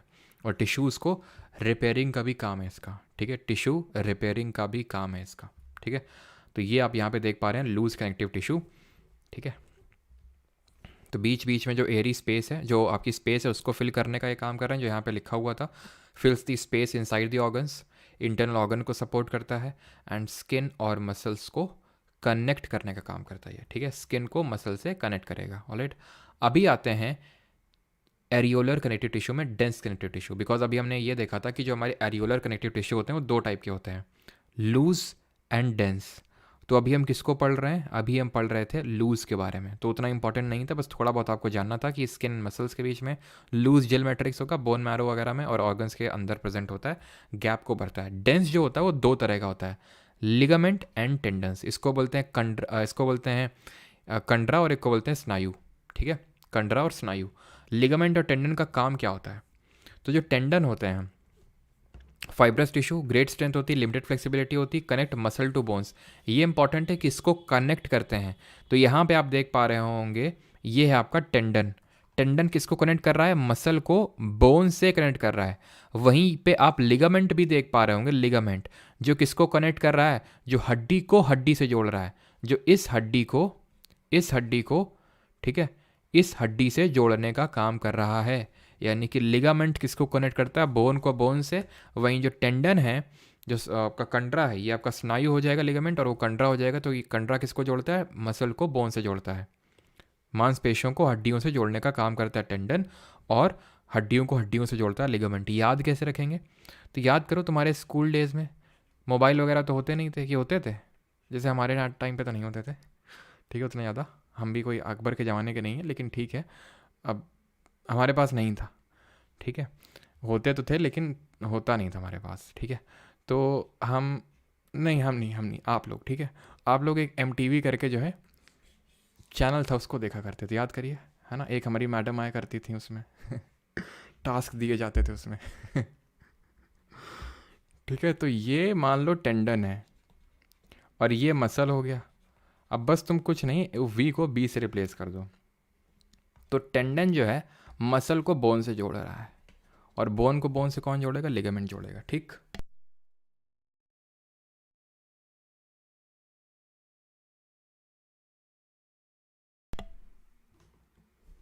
क्लियर इतनी चीज़ कि लिगामेंट किसको जोड़ रहा है और टेंडन किसको जोड़ रहा है, ठीक है। बस इतना ध्यान रखना है आपको। जैसे यहाँ पे देखिए आप, ठीक है, यहाँ पे अगर आप ध्यान से देखें तो ये चीज़ क्या है बताइए जल्दी। 1 क्या है? ये 1 क्या है? और 2 क्या है? ये 2 क्या है? तो 1 अगर हम ध्यान से देखें, ये हमारी बाइसेप की मसल्स और ये बोन्स हैं। मसल को मसल से कोई नहीं, वो यहाँ पे नहीं है, ठीक है। ये हो जाएगा आपका क्या? ये हो जाएगा आपका MTB, दैट इज़ टेंडन हो जाएगा आपका ये, ठीक है। इसको बोल देंगे टेंडन, क्लियर। एंड वहीं अगर हम बात करें तो ये हो जाएगा आपका लिगामेंट, ठीक है। ये हो जाएगा आपका लिगामेंट। क्लियर इतनी चीज़? आगे बढ़े हैं, अब एडिपोज कनेक्टिव टिश्यू पे आ जाएं। सर बहुत तेज हो रहा है, अच्छा हाँ समझ गए, सभी लोग हैं, मतलब सब के सब देखते थे।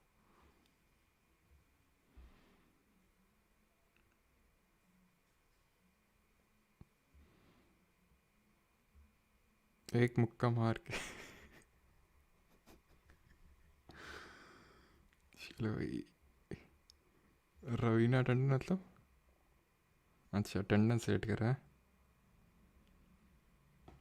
चलो भाई, तो अभी आते हैं कनेक्टिव टिश्यू पे, एडिपोज टिश्यू पे, ठीक है। अभी हम पढ़ चुके हैं किसको? अभी हम पढ़ चुके हैं लिगामेंट को, ठीक है। लिगामेंट को पढ़ चुके हैं, अभी आते हैं एडिपोज कनेक्टिव टिश्यू पे। एडिपोज का मतलब होता है फैट सेल्स। ये फैट सेल्स को एग्रीगेट करते हैं। तो जो हमारी फैट सेल्स हैं वो किस टाइप ऑफ टिश्यू से बनी होती हैं? एडिपोज कनेक्टिव टिश्यू से बनी होती हैं। Cells rounded and oval shape की होती हैं। Cell contain large fat droplets. Skin के बीनीथ होता है, स्किन के नीचे होता है। और ये क्या प्रोवाइड करेगा? ये एक तो हीट रेजिस्टेंस प्रोवाइड करेगा, मैकेनिकल शॉक से प्रोवाइड करेगा, इंसुलेशन प्रोवाइड करेगा। जैसे कि सर्दियों के टाइम पे हम, मतलब वही होता है कि उतनी जल्दी हीट बाहर नहीं जाती है स्किन से, क्योंकि उसमें एडिपोज। अब मोटे लोगों को तुमने देखा होगा, जो लोग थोड़े फैटी होते हैं तो उनको गर्मी बहुत ज़्यादा लगती है, सर्दी बहुत ज़्यादा नहीं लगती है। हमारे यहाँ पे मैथ्स के हमारे टीचर थे, निखिल सर, निखिल भाटिया उनका नाम था। तो काफ़ी अच्छे सर थे, मतलब एक ही मेरे कुछ ही पर्सनल फेवरेट टीचर्स थे, उनमें से वो एक थे। मतलब मेरे लिए अलग से वो सुबह मैथ्स पढ़ाने आते थे। मैंने बोला था सर काफ़ी वीक है, तो अलग से निकाल के आते थे, ठीक है। तो बहुत अच्छे थे वो, है ना। तो निखिल भाटिया सर काफ़ी हमारे थोड़े तगड़े टाइप थे, है ना। तो तगड़े थे वो, और वो देखते थे हम, वो विंटर्स में हाफ शर्ट में आते थे, ठीक है, एकदम तो ऐसा लगता था हाफ शर्ट में कैसे। तो फिर बाद में फिर हमने बायो पढ़ी, क्योंकि बायो वाले सर है ना कायदे की मार देते थे हमारी, ठीक। तो बायो कभी ज़्यादा समझ आई नहीं स्कूल डेज में, ठीक है। उनका नाम नहीं लेंगे, हो सकता है अगर मान लो किसी ने भेज दिया उनको वीडियो तो उनको बुरा लगेगा, तो है कोई नहीं।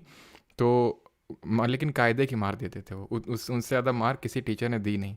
तो वो जो थे तब, मतलब मैं ये बोल रहा हूँ कि तब बाद में ये चीज़ पता चली, या फिर तो ये चीज़ आपको समझ आनी चाहिए कि क्यों ऐसा होता है।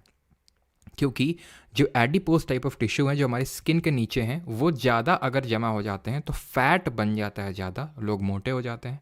एंड वो ज़्यादा इंसुलेशन प्रोवाइड करने लगता है, हीट ज़्यादा जल्दी बाहर निकलती नहीं है, टेम्परेचर रेगुलेशन प्रोवाइड करता है, एंड मैकेनिकल शॉक से प्रोवाइड करता है।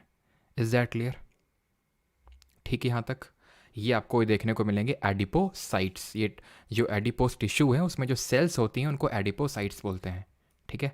अब आते हैं स्केलेटल कनेक्टिव टिश्यू पे। अभी तक हम क्या देख रहे थे, एरियोलर। मैं आपको रिवाइज करवाता हूँ, ठीक है। एरियोलर देख रहे थे हम पहले, सबसे पहले हमने देखा कनेक्टिव टिश्यू, कनेक्टिव में हमने एरियोलर देखा। एरियोलर में भी दो तरह के, लूज और डेंस। लूज में हमने देखा था, लूज है ऑर्गन्स के बीच का स्पेस फिल कर रहा है, स्किन और मसल्स के बीच में जो सॉफ्ट पार्ट है वहाँ पे उनके बीच में देखने को। डेंस क्या था, डेंस क्या था, डेंस में पड़े लिगामेंट और टेंडन, स्नायु और कंडरा। एम टी बी मसल को बोन से कनेक्ट कर रहे हैं और बोन को बोन से कनेक्ट कर रहे हैं लिगामेंट, खत्म, ठीक। फिर उसके बाद हमने पढ़ा एडिपोस कनेक्टिव टिश्यू। एरियोलर के बाद क्या पढ़े, एडिपोस। एडिपोस का मतलब फैट, फैट सेल से बने होते हैं, बीनीथ द स्किन होते हैं, इंसुलेशन प्रोवाइड करते हैं, मैकेनिकल शॉक से प्रोवाइड करते हैं। अब आते हैं स्केलेटल कनेक्टिव टिश्यू में, जो दो तरह के होते हैं, कार्टिलेज और बोन्स। इनका जो मैट्रिक्स है, ठीक है, सबसे पहले कार्टिलेज पढ़ते हैं। वाइडली स्पेस्ड होते हैं, एक्सटेंसिव मैट्रिक्स प्रोटीन, जो शुगर प्रोटीन और शुगर का बना होता है। जो मैट्रिक्स वही ग्राउंड सब्सटेंस की बात हो रही है। मैट्रिक्स थोड़ा सा इलास्टिक होता है, कार्टिलेज फ्लेक्सिबल होता है। इसका लोकेशन अगर बात करें तो ईयर, पिन्ना, पिन्ना जहाँ बाली पहनी जाती है कान में, और या फिर पूरा कान अगर आप देखेंगे तो उसको मोड़ा जा सकता है। नोज़ की टिप होती है, नोज़ की टिप अगर पकड़ो, ऐसे ट्रैकिया में हमारे होते हैं रिंग्स ऑफ कार्टिलेजेस, ताकि सांस लें। ऐसा ना पता चला अगर रिंग्स ऑफ ये कार्टिलेज ना हो ना, इस तरह से अगर तुम सर्च करना गूगल पे, यहाँ पे तो आई थिंक लगा नहीं है, नहीं लगा। तो इस तरह से रिंग्स टाइप होती हैं ट्रैकिया में, विंड पाइप में। तो सो दैट हम सांस लें तो ऐसा नहीं कि एकदम ले चपक गया, ले सांस ही नहीं जा पा रही अंदर, ठीक है। तो ट्रैकिया मतलब ये कार्टिलेज होता है, सो दैट वो सक ना, एकदम वो चपक ना जाए। वो हम पढ़ेंगे वहाँ पे जब रेस्पिरेटरी सिस्टम पढ़ेंगे। लैरिंग्स में smoothens the bone surface at joints में स्मूद करता है बॉइन, ये देख सकते हैं आप, ठीक है। यहाँ पे स्मूद करने का भी काम होता है इसका, क्लियर है। ये सपोर्ट करता है फ्लेक्सिबिलिटी टू बॉडी पार्ट, तो फ्लेक्सिबल होता है। जहाँ पे आप देख लो, कान हो गया, कान आपका टीचर आराम से मोड़ देता था, ठीक है, और आपको दर्द दे देता था। क्यों, क्योंकि अब बोन को थोड़ी ना मोड़ सकता है। क्यों, उसके पीछे का रीज़न क्या है, क्योंकि कार्टिलेज का जो मैट्रिक्स होगा, ग्राउंड सब्सटेंस होगा, वो सॉफ्ट होगा relative to the bone. Bone का बहुत हार्ड होगा, कार्टिलेज का उतना भी सॉफ्ट नहीं है। किसकी तरह, ब्लड की तरह। ब्लड का तो लिक्विड अभी देखेंगे आगे, लेकिन कार्टिलेज का बोन जितना हार्ड भी नहीं है। कहाँ कहाँ पे आप समझ गए, ठीक है। अब आते हैं बोन पे, हड्डियों पे। तो हड्डियों की अगर हम बात करें तो बहुत स्ट्रांग होता है, नॉन फ्लेक्सिबल, मोड़ नहीं सकते, बहुत हार्ड एजेड होती हैं। Bone cells are embedded in hard matrix. इसका मैट्रिक्स हार्ड होगा। Matrix is compose of calcium और फॉस्फोरस। कैल्शियम और फॉस्फोरस का बना होता है इसका मैट्रिक्स, जिसके से हार्ड होता है। फंक्शन क्या होता है इसका, फंक्शन होता है कि एक बॉडी को फ्रेमवर्क प्रोवाइड करना, ढांचा प्रोवाइड करना। नहीं तो पता चला मुंह लटक रहा है इधर, हाथ अपना लटक रहा है, पेन अपना लटक रहा है, तो वो सब कैसे हो पाएगा है? तो ये पूरा जो है स्ट्रक्चर प्रोवाइड करता है, ढांचा प्रोवाइड करता है, स्केलेटल प्रोवाइड करता है ये, ठीक है। और उसमें फिर हमारे डिफरेंट ऑर्गन्स एम्बेडेड है अंदर, खाल चढ़ी हुई है, ठीक है। तो एक तरह का स्ट्रक्चर प्रोवाइड कर रहा है, सपोर्ट प्रोवाइड कर रहा है बॉडी को, शेप दे रहा बॉडी को। किसी के वाइड शोल्डर्स होते हैं, किसी के नैरो शोल्डर्स होते हैं कि नहीं होते हैं। तो इस तरह से किसी का जो मुंह होता है थोड़ा सा लंबा होता है, किसी का गोल होता है, किसी का चौड़ा होता है। तो वो क्यों, क्योंकि वो बोन्स ही, बोन का जो फ्रेमवर्क है वो वैसा ही है, इसलिए ऐसा वो प्रोटेक्ट दी। और जो हमारे वाइटल, जैसे ब्रेन है, तो ब्रेन में बोन्स होती हैं। हम जब ब्रेन पढ़ेंगे तो वहाँ पे देखेंगे, ठीक है। क्रेनियल और फेसियल इस तरह से हमारी बोन्स होती हैं। तो जो अगर बोन्स नहीं होंगी तो हमारा ब्रेन तुरंत आसानी से डैमेज हो जाएगा। लंग्स वगैरह इन सबको प्रोटेक्शन प्रोवाइड करने का काम करते हैं। अब लंग्स में, छाती में हाथ लगा के देखो अभी तुम यहाँ पे, ये जो ये आपका चेस्ट वाला रीजन है, यहाँ पे आपको हड्डियाँ दिख रही होंगी ना, इस तरह से ये हड्डियाँ होती ना यहाँ पे, ठीक है। यहाँ पे हमारी हड्डियाँ होती ना इस तरह से, ऐसे ऐसे ऐसे ऐसे ऐसे ऐसे ऐसे। तो ये क्या है, लंग्स को प्रोटेक्ट करने के लिए ये, ठीक। बोन्स की अगर हम बात करें कुछ इस तरह से दिखती हैं। अच्छा, कमेंट में आप बताइए कि लॉन्गेस्ट बोन कौन सी होती है, शॉर्टेस्ट कौन सी होती है, और टोटल नंबर ऑफ बोन्स कितनी होती हैं एक चाइल्ड में और अडल्ट में, बताइए। तो लॉन्गेस्ट की अगर बात करेंगे तो कौन सी होगी, लॉन्गेस्ट बोन है हमारी जांग में होती है, थाइज में, दैट इज़ फीमर, थाइज में होती है ये। एंड शॉर्ट की अगर बात करें तो स्टेपीज़ होती है, ये हमारे कान में होती है, ईयर में होती है। ईयर में हमारी 3 बोन्स होती हैं, एक तरह से 3 बहनें टाइप होती हैं, मैलियस, इनकस एंड स्टेपीज़। तो जो उसमें से स्टेपीज़ होती है सबसे छोटी होती है। नंबर ऑफ बोन्स की अगर बात करें तो चाइल्ड में रफली 300 होती हैं। जब बच्चे का जन्म होता है दिन बाद में ये आपस में मिलती जाती हैं, जुड़ती जाती हैं, फ्यूज़ होती जाती हैं, 206 हो जाती हैं। जो लोग ज़्यादा अडल्ट होते हैं उनमें 207 होती हैं। खैर याद, लेकिन आपको 206 ही रखना है। अभी आते हैं कनेक्टिव टिश्यू में, फ्लूइड कनेक्टिव टिश्यू, जो हमारा आज का लास्ट पार्ट है। फ्लूइड है तो ऑब्वियस सी बात है, अब क्योंकि कनेक्टिव टिश्यू है तो कनेक्ट कर रहा होगा डिफरेंट पार्ट्स ऑफ बॉडी को, ठीक है, कॉन्टिन्यूटी बनाता है। दो तरह का फ्लूइड टिश्यू होता है, एक ब्लड और दूसरा लिम्फ, ब्लड एंड लिम्फ, ठीक है। तो ब्लड हमारा पहला पार्ट है, ठीक है, ब्लड। तो ब्लड एक फ्लूइड कनेक्टिव टिश्यू है, ब्लड सेल से बना होता है, इसका मैट्रिक्स लिक्विड का होता है, ठीक है। अब यहाँ पे थोड़ा सा हम ब्लड के बारे में पढ़ लेते हैं, ठीक है। पहले ब्लड के बारे में यहाँ पे पहले मैं आपको सारी चीज़ें बता देता हूँ, उसके बाद हम आगे बढ़ते हैं। जो चीज़ लिखी हुई है आपको ढंग से समझ में आएगी। देखिए, जो ब्लड होता है ना, जो ब्लड होता है, जो खून होता है, ये इसका मेन काम होता है कनेक्टिव टिश्यू है, कनेक्ट कर रहा है ये, ठीक है। एंड इसका जो मेन काम होता है वो होता है, चलिए हम इसके पहले तो डिफरेंट पार्ट्स पढ़ लेते हैं। तो इसका एक कंपोनेंट होता है लिक्विड कंपोनेंट और एक इसका पार्ट होता है सॉलिड कंपोनेंट। यानी कि ऐसा है, पानी में चावल, पानी में हमने चावल डाल दिए, तो पानी जो है इसमें प्लाज्मा है, जो कि ध्यान रखना है, जो लिक्विड पार्ट है, जो प्लाज्मा है, ये 55% होता है ब्लड का। यानी 55% आपका लिक्विड होगा एंड 45% रिमेनिंग आपका सॉलिड पार्ट होगा। अब ये जो प्लाज्मा है ये येलो कलर का फ्लूइड होता है। आपने सुना होगा कोविड के टाइम पे बहुत ये इसकी शॉर्टेज हो गई थी प्लाज्मा की, तो येलो कलर का फ्लूइड होता है प्लाज्मा। अब ये प्लाज्मा खुद जो 55% है ब्लड का, ये प्लाज्मा रफली 90 से 92% जो है इसमें सिर्फ पानी ही होता है, वाटर होता है। रिमेनिंग जो 18% है इसमें आपके हॉर्मोन्स भी होते हैं, प्रोटीन्स भी होता है, hormones, proteins, glucose, fat, vitamin, ये सब कुछ 18% में होता है। ये अब बात करते हैं यहाँ पे जो लिखा हुआ है सॉलिड पार्ट। तो सॉलिड के 3 पार्ट होते हैं। पहला होता है हमारा आरबीसी, रेड ब्लड सेल, श्वेत रक्त कणिकाएं। दूसरा होता है डब्ल्यूबीसी, दैट इज ये आपकी लाल रक्त कणिकाएं, ये श्वेत रक्त कणिकाएं। एंड तीसरा होता है हमारा प्लेटलेट्स, इनको हम क्या बोलते हैं, प्लेटलेट्स। अब इनमें बेसिक डिफरेंस क्या है? आरबीसीज रेड इन कलर होती हैं। क्यों रेड होती हैं?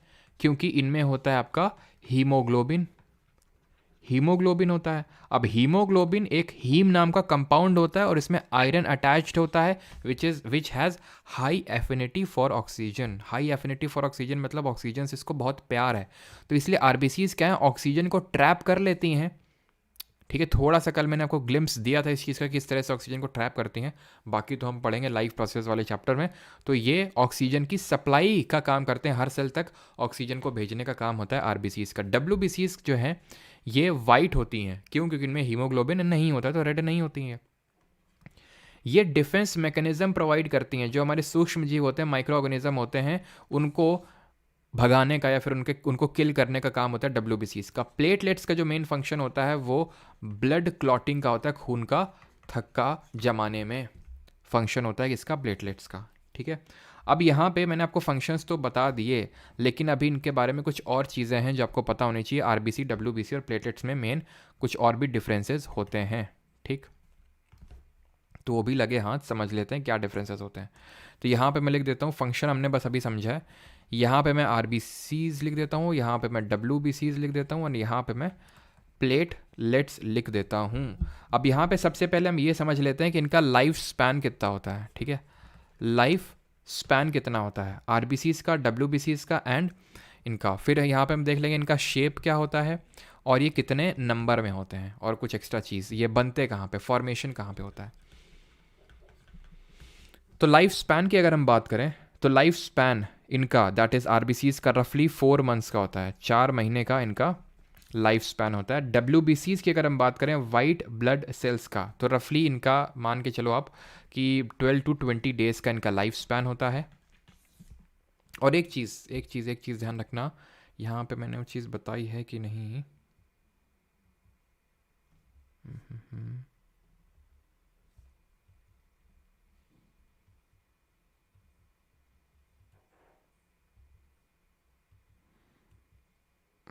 नहीं है यहाँ पे, चलो आगे भी बता देंगे, ठीक है। तो आरबीसीज का रफली 4 मंथ्स, इनका सिर्फ 12 से 20 दिन। और प्लेटलेट्स की बात करेंगे तो इनका तो और ही कम होता है, रफली आप मान के चलो कि 7 से लेके भाई 1 हफ्ता होता है, मतलब 7 से लेके 10 दिन का इनका टाइम पीरियड होता है। अब बात अगर करें इनके शेप की, तो जो आरबीसीज होती हैं, यहाँ पे देखिए आरबीसी का कुछ शेप आपको दिख रहा है, कुछ आपको शेप दिख रहा है इसका। तो ऐसा लग रहा है कि जैसे मान लो कि एक कोई टैबलेट है, टैबलेट को दोनों साइड से दबा दो, टैबलेट है, टैबलेट को दोनों साइड से दबा दो, तो वैसा टाइप शेप नहीं लग रहा है ये। यानी कि बाई कॉनकेव शेप की होती हैं ये। किस शेप की होती हैं? बाई कॉनकेव या फिर डिस्क शेप की होती हैं। ये सब इररेगुलरली शेप्ड होती हैं दोनों, ठीक है, इररेगुलर शेप होता है इनका। नंबर की अगर बात करें तो आरबीसीज बहुत ज़्यादा होती हैं। रफली एक बूंद खून में 4.5 से लेके 6.5 मिलियन आपको देखने को मिलेंगे आरबीसीज, ठीक है, मिलियंस में बोल रहा हूँ। डब्ल्यूबीसीज की अगर बात करें तो ये काफ़ी कम होते हैं। डब्ल्यूबीसीज की अगर बात करें तो रफली 1000 में देखने को मिलेंगे, मतलब 4000 से लेके 10,000 इतने आपको डब्ल्यूबीसीज देखने को मिलेंगे। और प्लेटलेट्स की अगर बात करें तो ये आपको रफली 1.5 लाख से लेके 4 लाख, 150K से लेके 400K, ठीक है, इतने आपको देखने को मिलेंगे। तो अगर कभी ऑर्डर में लगाने का आपसे पूछ ले तो क्या ऑर्डर होगा? आरबीसी सबसे पहले, देन प्लेटलेट्स, देन डब्ल्यूबीसीज आएंगे, अगर नंबर के ऑर्डर में आपसे पूछेगा। आरबीसीज को हम इराइथ्रोसाइट्स के नाम से भी जानते हैं, ध्यान रखिएगा, इनको हम इराइथ्रोसाइट्स के नाम से भी जानते हैं। अब याद कैसे रखेंगे? याद आप ऐसे रख सकते हैं कि भाई जो आरबीसीज एंड इराइथ्रोसाइट, ठीक है, आरबीसीज एंड इराइथ्रोसाइट ऐसे करके याद रख सकते हैं, आर और आर, ठीक है। अगर हम बात करें डब्ल्यूबीसीज की तो इनको किस नाम से जानते हैं? इनको हम बोलते हैं ल्यूकोसाइट्स, ठीक है, ल्यूकोसाइट्स बोलते हैं। और प्लेटलेट्स को बोलते हैं थ्रोम्बोसाइट्स, थ्रोम्बोसाइट्स। ये जो डब्ल्यूबीसी होता है इसके भी 3 टाइप होते हैं। जो आपका वाइट ब्लड सेल्स होता है, इसके ज़्यादा डीप में नहीं जाएंगे, बस थोड़ा सा देख लो, इसके 3 टाइप होते हैं। एक तो ग्रैनुलोसाइट, ग्रैन्युलोसाइट्स, दूसरे होते हैं आपके मोनोसाइट्स। अच्छा, स्टडी ऑफ ब्लड को क्या बोलते हैं? What is known as study of blood, ठीक है, मोनोसाइट्स। एंड तीसरा होता है हमारा lymphocytes, lymphocytes. Granulocyte further 3 category में डिवाइड होता है। ये मैं इसलिए बता रहा हूँ सो दैट अगर पूछ ले कि भाई किसके टाइप्स हैं तो आपको पता होना चाहिए एटलीस्ट, ज़्यादा डीप मैंने तो नहीं पढ़ना, बस फिर भी ये तो पता होना चाहिए किसके टाइप्स हैं आपके। Eosinophils and lymphocytes, sorry lymphocytes तो हो गया ना इसमें, लिम्फोसाइट्स हो गया, ठीक है। तो ये इसके टाइप्स हैं, क्लियर। एंड मोनो इसके लिम्फोसाइट की अगर टाइप की बात करें तो इसके टाइप्स होते हैं आपके T cells and B cells. T cells होती हैं एंड बी सेल्स होती हैं इसमें आपकी, क्लियर है। तो ये डब्ल्यूबीसीज के डिफरेंट टाइप्स हैं, क्लियर है। तो blood cells are of 3 type, वो आपने टाइप समझ लिए। प्लाज्मा में क्या होता है? Protein, salt and hormone. And study of blood को क्या बोलेंगे? हीमैटोलॉजी बोलेंगे, ध्यान रखना, हिपैटोलॉजी नहीं बोलेंगे। हिपैटोलॉजी स्टडी ऑफ लिवर होता है वो, ठीक। चलिए अभी बढ़ते हैं आगे और देखते हैं लिम्फ के बारे में। तो ये लिम्फ क्या होता है? लिम्फ एक कलरलेस फ्लूइड होता है। कलरलेस इसलिए होता है बिकॉज इसमें आरबीसी नहीं होती। तो होता क्या ये चीज़ है, जब हमारा खून इस तरह से ट्रैवल करता है, ब्लड ट्रैवल करता है, तो ब्लड जो कैपिलरीज में ट्रैवल करता है, उन कैपिलरीज के बीच में छोटे छोटे बहुत बारीक से होल होते हैं। इतने छोटे होल होते हैं वो कि उनसे आरबीसी नहीं निकल पाती है, प्लाज्मा निकल जाता है। क्योंकि आरबीसी नहीं निकल पाई तो आरबीसी नहीं है इसमें, इनमें आरबीसी नहीं है तो ये इनका रेड कलर नहीं होगा बल्कि कलरलेस होगा। इनके भी डिफरेंट फंक्शंस होते हैं, जैसे हमारी ये जो ये लिम्फ है, खून तो ब्लड कैपिलरीज में बहता है, तो ये लिम्फ नोड में बहता है, फिर लिम्फैटिक वेसल्स होते हैं उसमें फ्लो होता है ये। तुमने देखा होगा हाथी का पाँव में कुछ लोगों का पैर बहुत बढ़ जाता है, होता है कि नहीं? कुछ लोगों को एक मतलब वेंस होती हैं उनको बहुत ज़्यादा फूल जाती हैं, उसको वेरिकोसील क्या कुछ बोलते हैं, आई थिंक ना, वेरिकोसेन कुछ ऐसे, वेरिकोसील कुछ बोलते हैं उसको। तो उसमें वो एक्चुअल में लिम्फ ही होता है। जब ये हो जाता है कि लिम्फ बहुत ज़्यादा इकट्ठा होने लगता है इन लिम्फ नोड में, तो वो फूलने लगती हैं, आपके पैर फूलने लगते हैं, ठीक है। तो वो उनको बोलते हैं लिम्फ नोड्स। तो ये इनमें डब्ल्यू नहीं होता, और इनका भी एक तरह से जिस तरह ब्लड का वो कैरी करने का काम होता है, वो ऑक्सीजन को कैरी कर रहे हैं, ये नहीं करेंगे ऑक्सीजन कैरी, क्योंकि इनमें आपका आरबीसी नहीं है। तो बाकी चीज़ों को कैरी करने का काम लिम्फ नोड्स का, लिम्फ का होता है, जो लिम्फ नोड में फ्लो होता है आपका, लिम्फैटिक वेसल्स में फ्लो होता है, ठीक है। तो ये कलरलेस होता है, आरबीसीज नहीं होते, आरबीसीज और ब्लड प्रोटीन्स इसमें नहीं होते हैं, जब एक तरह के कनेक्टिव टिश्यू है। एंड लास्ट है हमारे नर्वस टिश्यू। तो अगर आप किसी चीज़ को छूते हैं तो आप उस चीज़ को फील कर पाते हैं, देख पाते हैं, मतलब आप ये मान के चलिए जितनी भी आप ज़्यादातर चीज़ें करते हैं वो नर्वस टिश्यू की वजह से ही कर पाते हैं। नर्वस टिश्यू ना हो, ठीक है, नर्वस टिश्यू ना हो तो आपकी लाइफ एकदम, आप ये मान के चलिए कि बहुत होता है ना, आपने देखा होगा कुछ लोगों का ब्रेन हैमरेज हो जाता है, तो उनके ब्रेन में न्यूरॉन डिस्ट्रॉय हो जाते हैं एंड देन उसके बाद वो फंक्शन नहीं कर पाते ढंग से।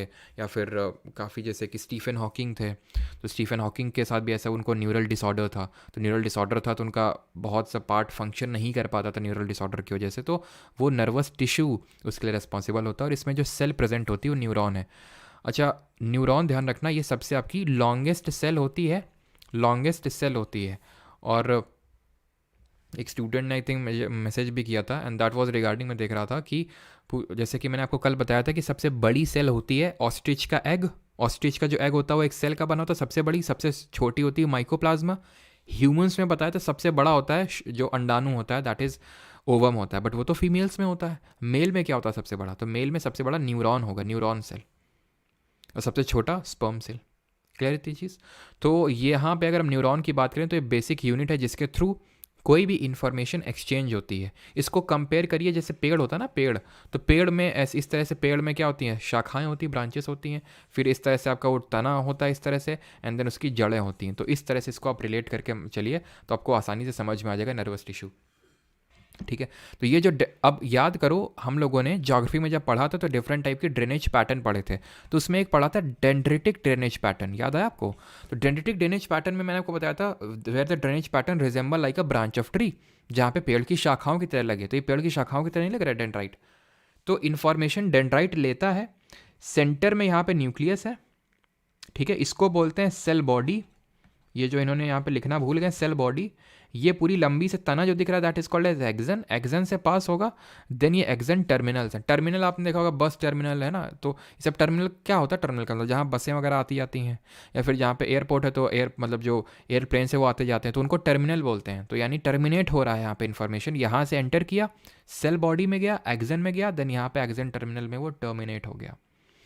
अब ये टर्मिनेट कैसे हो गया? अब ये यहाँ पे एक दूसरा न्यूरॉन लगा होगा, यहाँ पे दूसरा न्यूरॉन लगा होगा, उसका यहाँ पे डेंड्राइट होगा, ये उछल के इन्फॉर्मेशन इसमें जाएगी।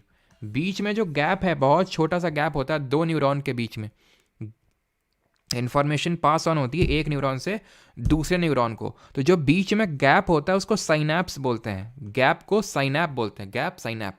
ठीक, क्लियर है? बस इतना ही पता होने की ज़रूरत है बस। Compose of neuron, nerve cell, ये सब होता है, साइटॉन, डेंड्राइट, एक्साइन, साइटॉन वही आपकी सेल बॉडी। ठीक है, यही आपका ये वाला जो पार्ट है साइटॉन और सेल बॉडी। ठीक है, सेंट्रल न्यूक्लियस होता है, डेंड्राइट, एक्साइन, खत्म। ठीक है, किस में हेल्प, ये ब्रेन में आपका होगा, ब्रेन, ठीक है, माथा स्पाइनल कॉर्ड में होगा, नर्व्स में होगा ये। ठीक है, पूरा जो नर्वस सिस्टम है उसमें होगा आपका ये। ठीक है, जिसको हम बोलते हैं तंत्रिका तंत्र। टच में, स्मेल में, टेस्ट में, हियरिंग में, देखने में, सब में तो ब्रेन लगता है यार। अभी जब हम आई पढ़ेंगे, तो आई पढ़ चुके हैं फिजिक्स में, तो हमने वहाँ पढ़ा था ना, मेरे को बताया था जो ऑप्टिक नर्व्स होती है हमारी, आँख तो फोटो क्लिक करती है, देखती नहीं है आँख हमारी, ऑप्टिक्स नर्व लगी हुई है, ये इन्फॉर्मेशन को ट्रांसफ़र करती हैं किसको? ये इन्फॉर्मेशन ट्रांसफ़र करती हैं हमारे ब्रेन को। ठीक है, हाँ, अब यहाँ तक किसी कोई डाउट हो तो पूछ लेगा। ठीक है, तो इसमें हेल्प करती हैं। यहाँ पे आप देख सकते हैं, जैसे फॉर एग्जांपल आपने ये, इन्होंने ये छुआ, तो इसके थ्रू इस तरह से तुरंत इन्फॉर्मेशन ट्रैवल करेगी एंड पूरा इस तरह से होता है आपका। ठीक है, एंड यहाँ पे आप देख सकते हैं किस तरह से ये इलेक्ट्रिकल सिग्नल रिसीव हुआ, और ये यहाँ पे केमिकल सिग्नल है और इलेक्ट्रिकल सिग्नल में तब्दील होता है, ध्यान रखना। ठीक है, यहाँ पे इस चीज़ को ध्यान रखना, ये केमिकल सिग्नल है। ठीक है, केमिकल सिग्नल ये इलेक्ट्रिकल सिग्नल में तब्दील होता है। तो न्यूरॉन में मैं लिख देता हूँ, न्यूरॉन में क्या होता है, न्यूरॉन और नर्व सेल्स जो होती हैं ये कन्वर्ट करती हैं केमिकल एनर्जी को, केमिकल एनर्जी को किस में? इलेक्ट्रिकल एनर्जी में कन्वर्ट करने का काम होता है, इलेक्ट्रिकल इम्पल्सेस होते हैं ये। Is that clear?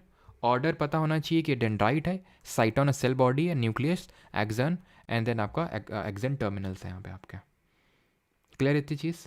और यहीं पे नर्व सेल, मैंने आपको बताया नर्व सेल को न्यूरॉन बोलते हैं। यहाँ पे पूरे तंत्रिका तंत्र में, नर्वस पूरे सिस्टम में सिर्फ न्यूरॉन्स ही नहीं होते हैं, एक और टाइप ऑफ सेल्स होते हैं जिनको हम ग्लायल सेल्स बोलते हैं। तो बस ध्यान रखना कि ग्लायल सेल्स कहाँ पे होंगी? आपकी नर्वस सिस्टम में होंगी बस। ठीक, क्लियर है यहाँ तक सभी को? खत्म होता है लेक्चर। अब थोड़े से क्वेश्चंस कर लेते हैं, किसी कोई डाउट तो नहीं यहाँ तक?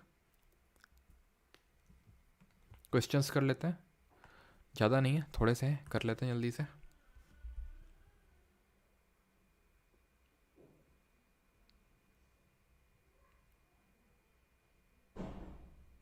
सर प्लाज्मा में 92 + 18 आपने एडिट कैसे कर दिया? अरे भाई 8 होगा, गलती से 18 लिख दिया होगा। 92 + 8 कर लो, होता तो 92 है, गलती से 18 लिख दिया होगा।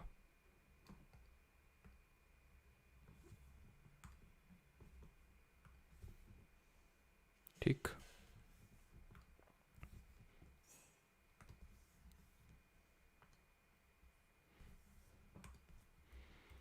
चलिए भाई क्वेश्चन करिए। पहला ये रहा आपका, प्लांट टिश्यू कितने टाइप के होते हैं? उस फोटो में आप हो सर? किस फोटो में?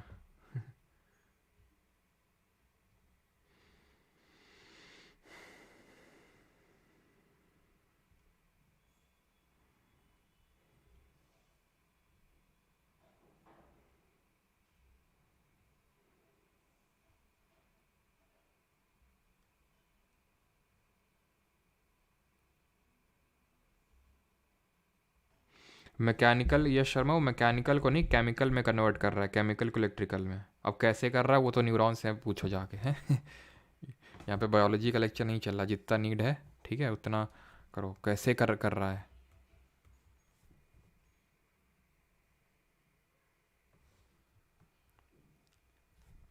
चलो भाई, तो प्लांट टिश्यूज़ कितने टाइप के होते हैं? तो प्लांट टिश्यूज़ होते हैं आपके दो तरह के। एक तो होते हैं हमारे मेरिस्टमेटिक और दूसरे होते हैं परमानेंट। आज थोड़ा एग्जाम लिखना मैं भूल गया यहाँ पे, ठीक है, एग्जाम ने लिखा है। तो एक होते हैं हमारे मेरिस्टमेटिक जिनको विभज्योतक ऊतक बोलते हैं, और एक होते हैं हमारे स्थायी ऊतक। तो ऑप्शन नंबर बी यहाँ पे सही आंसर होगा, ठीक है।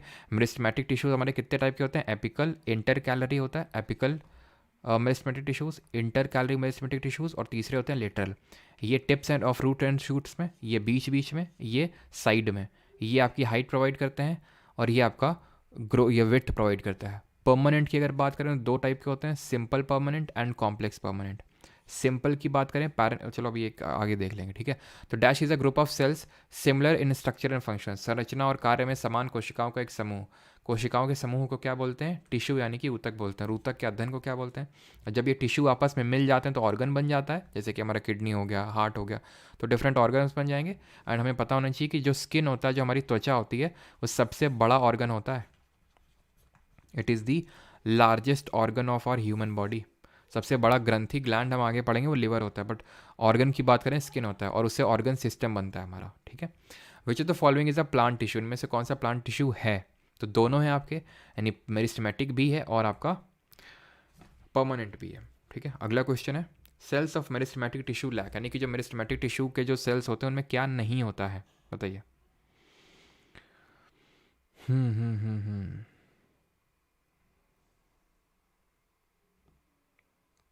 हिस्टोलॉजी सही है सभी का, ठीक है। तो सेल्स में क्या नहीं होगा भाई? इनको डिवाइड करना है, इनको डिवाइड करना है, तो वैक्यूल्स को ये हैंडल नहीं कर सकता ये। विच of the following is characteristic of permanent tissue, निम्नलिखित में से कौन स्थायी ऊतक की विशेषता है? अब आज तो मैंने सीडीएस के क्वेश्चन इसलिए नहीं करा क्योंकि अभी आप लोग पहले इसी कर लो, ठीक है। कल जब मैं अगला लेक्चर होगा हम लोग कल, तो वहाँ पे उससे पहले मैं स्टार्ट करूँगा आपका, मतलब कुछ क्वेश्चन सीडीएस वगैरह के भी ले लेंगे, ठीक है। विच of the following characteristic of permanent tissue, निम्नलिखित में से कौन सा स्थायी ऊतक की विशेषता है? तो सेल डिवाइड रिपीटेडली ना, इनका डिवाइड नहीं करना है भाई। मेरिस्टेमेटिक डिवाइड होते हैं ना, जब मेरिस्टेमेटिक डिवाइड हो के बंद हो जाते हैं तो through the process of differentiation, विभेदन की प्रक्रिया के थ्रू ये परमानेंट यानी स्थायी ऊतक में तब्दील हो जाते हैं, ठीक है। तो इनका मेन फंक्शन होता है कुछ ना कुछ फंक्शन।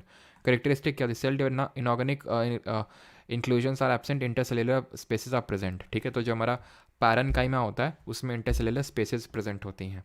वैक्यूल्स एब्सेंट नहीं होता इसमें, एब्सेंट तो मेरिस्टेमेटिक में होता है, विभज्योतक में होता है।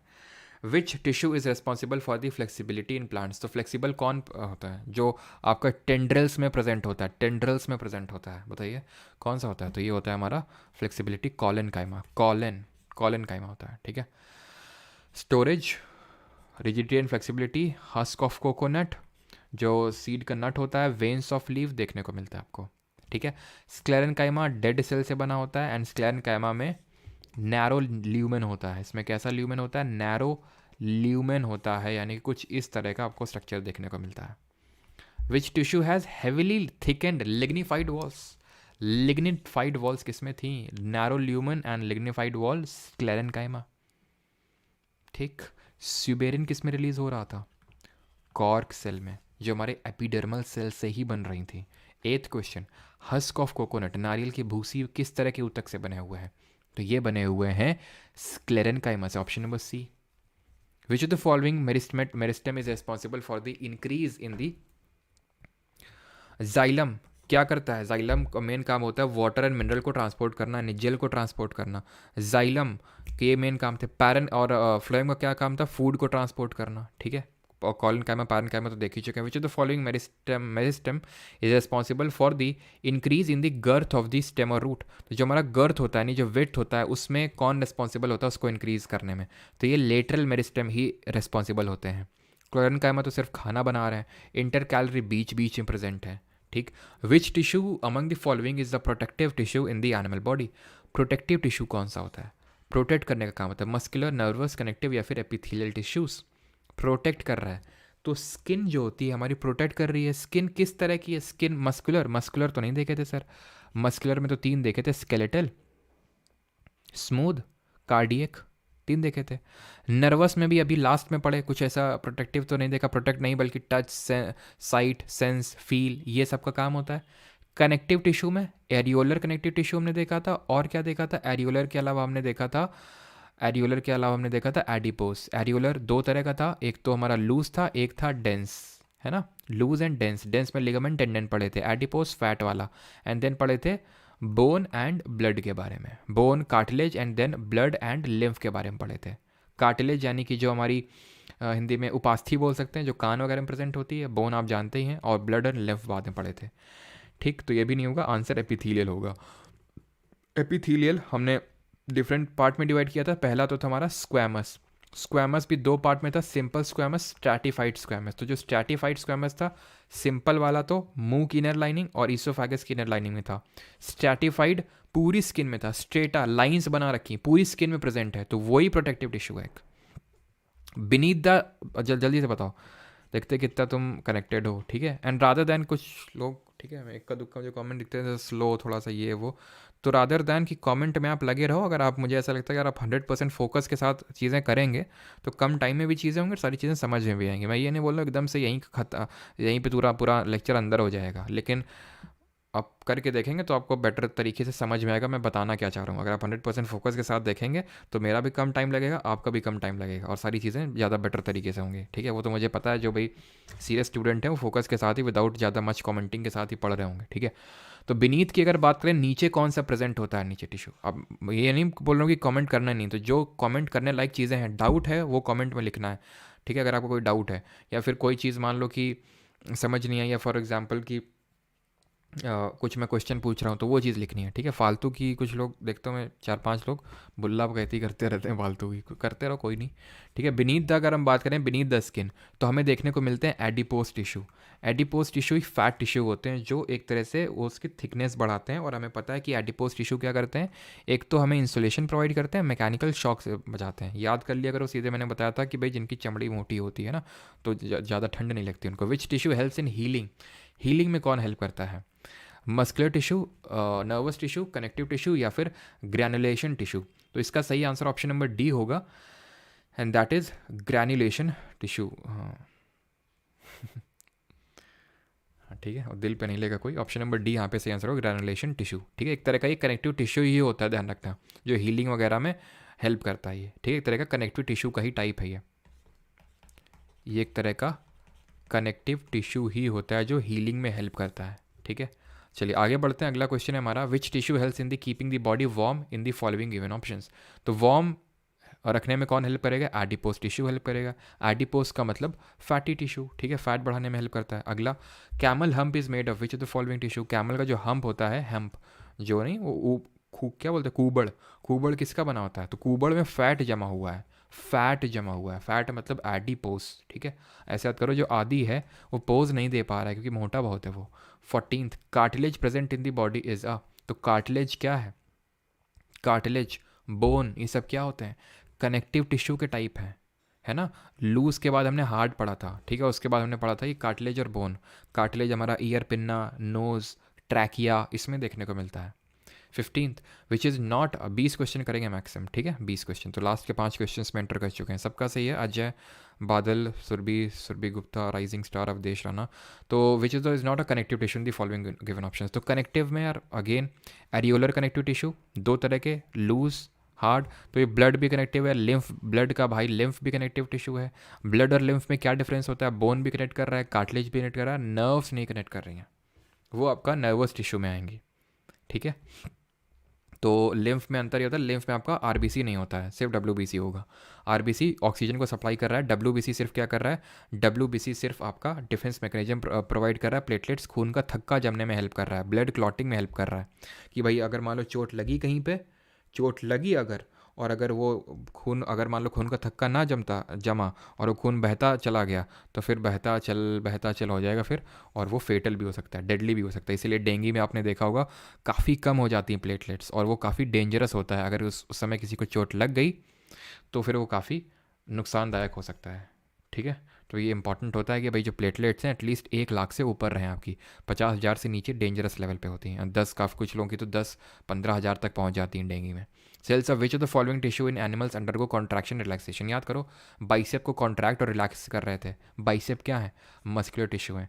किस तरह का मस्कुलर टिश्यू है जो हमारे बाइसेप्स हैं? बताइए जल्दी से कमेंट में, 3 तरह के बताए थे ना। Which is the muscular tissue that is multi nucleated. इनमें से कौन सा मस्कुलर टिश्यू मल्टी न्यूक्लिएटेड है, किसमें बहुत सारे न्यूक्लियस देखने को मिलेंगे? तो हमने देखा था कि जो हमारे कार्डियक थे वो यूनी न्यूक्लिएट थे, ठीक है। अनस्टेटेड ये तो कुछ बात ही नहीं बनी। जो हमारे स्केलेटल मसल थे, स्केलेटल जो हमने सबसे पहले पढ़ा था, वो मल्टी न्यूक्लिएट थे। जो आपके बाइसेप्स होते हैं वो स्केलेटल होते हैं, क्योंकि वो कंट्रोल कर लेते हैं हम, स्केलेटल वॉलेंटरी होते हैं, जिनको कि हम खुद अपने उससे कंट्रोल कर लेते हैं, है ना। In roots the protoxylem lies towards the periphery and metaxylem towards the centre, such arrangement of primary xylem is called as. तो यानी कि आपसे क्वेश्चन क्या पूछ रहा है कि जो जोड़ों में प्रोटोजाइलम परिधि की ओर और मेटाजाइलम केंद्र की ओर स्थित होता है, प्राथमिक जाइलम की ऐसी व्यवस्था को क्या कहा जाता है? तो जाइलम फाइबर, जाइलम पैरेन्काइमा, एक्जाक या फिर एंडाक। तो इसको एक्जाक बोलते हैं। थोड़ा सा डिफिकल्ट टाइप क्वेश्चन है ये, ठीक है, लेकिन इसका आंसर एक्जाक ही होगा। मतलब ये पूरा इसको अरेंजमेंट का ये टाइप होता है, आप इसको स्किप भी कर सकते हैं, ठीक है। The example of connective tissue is cartilage only, bone only, blood only, more than above. तो मोर देन अबव होगा, ठीक है। आपके जितने भी क्वेश्चन होंगे आप करेंगे होमवर्क के लिए, ठीक है। चलिए भाई, तो ठीक है। अब चीज़ें अगर देखो, मेन ये है ना कि मैं चीज़ें करवाने को भाई सेल टॉपिक कल हुआ, टिश्यू भी हुआ, तो मैं 2-2 लेक्चर में भी करवा सकता हूँ, बिल्कुल no doubt, plant tissue, animal tissue. लेकिन फिर वही है कि चीज़ों को खींचने का उतना कोई मतलब बनता नहीं है, क्योंकि सिर्फ बायोलॉजी ही पढ़ने के लिए नहीं है। वो बात मुझे ही पता है, मुझे पढ़ाने में दिक्कत थोड़ी ना है। मैं तो आराम से मज़े ले लेके बीच में पढ़ाता रहूँ प्लांट टिश्यू, ठीक है। प्लांट टिश्यू आराम से, एक दिन एनिमल टिश्यू, मुझे कोई दिक्कत नहीं, आराम से मैं इसको, बायोलॉजी 2 हफ्ते में ख़त्म हो रही है, मैं इसको 1 महीना आराम से खींच सकता हूँ। लेकिन मेन दिक्कत तो ये, मैं तो खींच दूंगा लेकिन तुम खींच जाओगे, तुमको समझ में आएगा, ठीक है। लेकिन मेन ये कि तुम्हारे ब्रेन में कितनी चीज़ें गई, कितनी कम चीज़ें गई, कितनी कम से मेरा मतलब है सिर्फ क्वालिटी चीज़ें जिनसे क्वेश्चन बनेगा, वो इम्पॉर्टेंट है, ठीक है।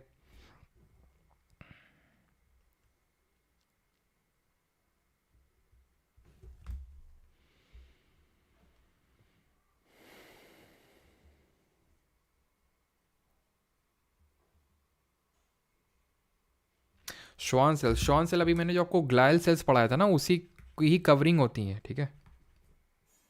मतलब उसी का टाइप है जो स्वान सेल्स हैं, ये टाइप, ये ग्लेशियल सेल का टाइप है जो न्यूरॉन्स के आसपास आपको देखने को मिलेंगे, ठीक है। यानी कि सराउंडिंग न्यूरॉन्स, और ये टाइप ही होती हैं ग्लेशियल सेल्स का, ठीक है। जो अभी मैंने आपको, सॉरी, ग्लियल सेल्स का जो अभी मैं बता रहा था ना, ग्लायल सेल्स, तो उनका टाइप ही होती हैं, ठीक है, टाइप ऑफ ग्लायल सेल्स हैं।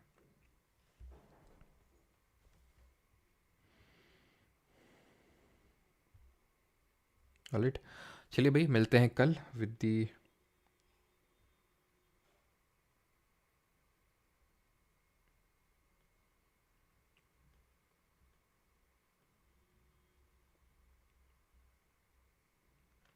ऑडियो बहुत कम होता है, और भी किसी को प्रॉब्लम है क्या ऑडियो का?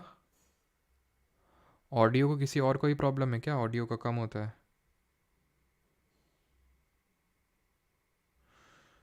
सर आपसे पढ़ के मेरे फ्रेंड का सिलेक्शन हो गया, थैंक यू सो मच।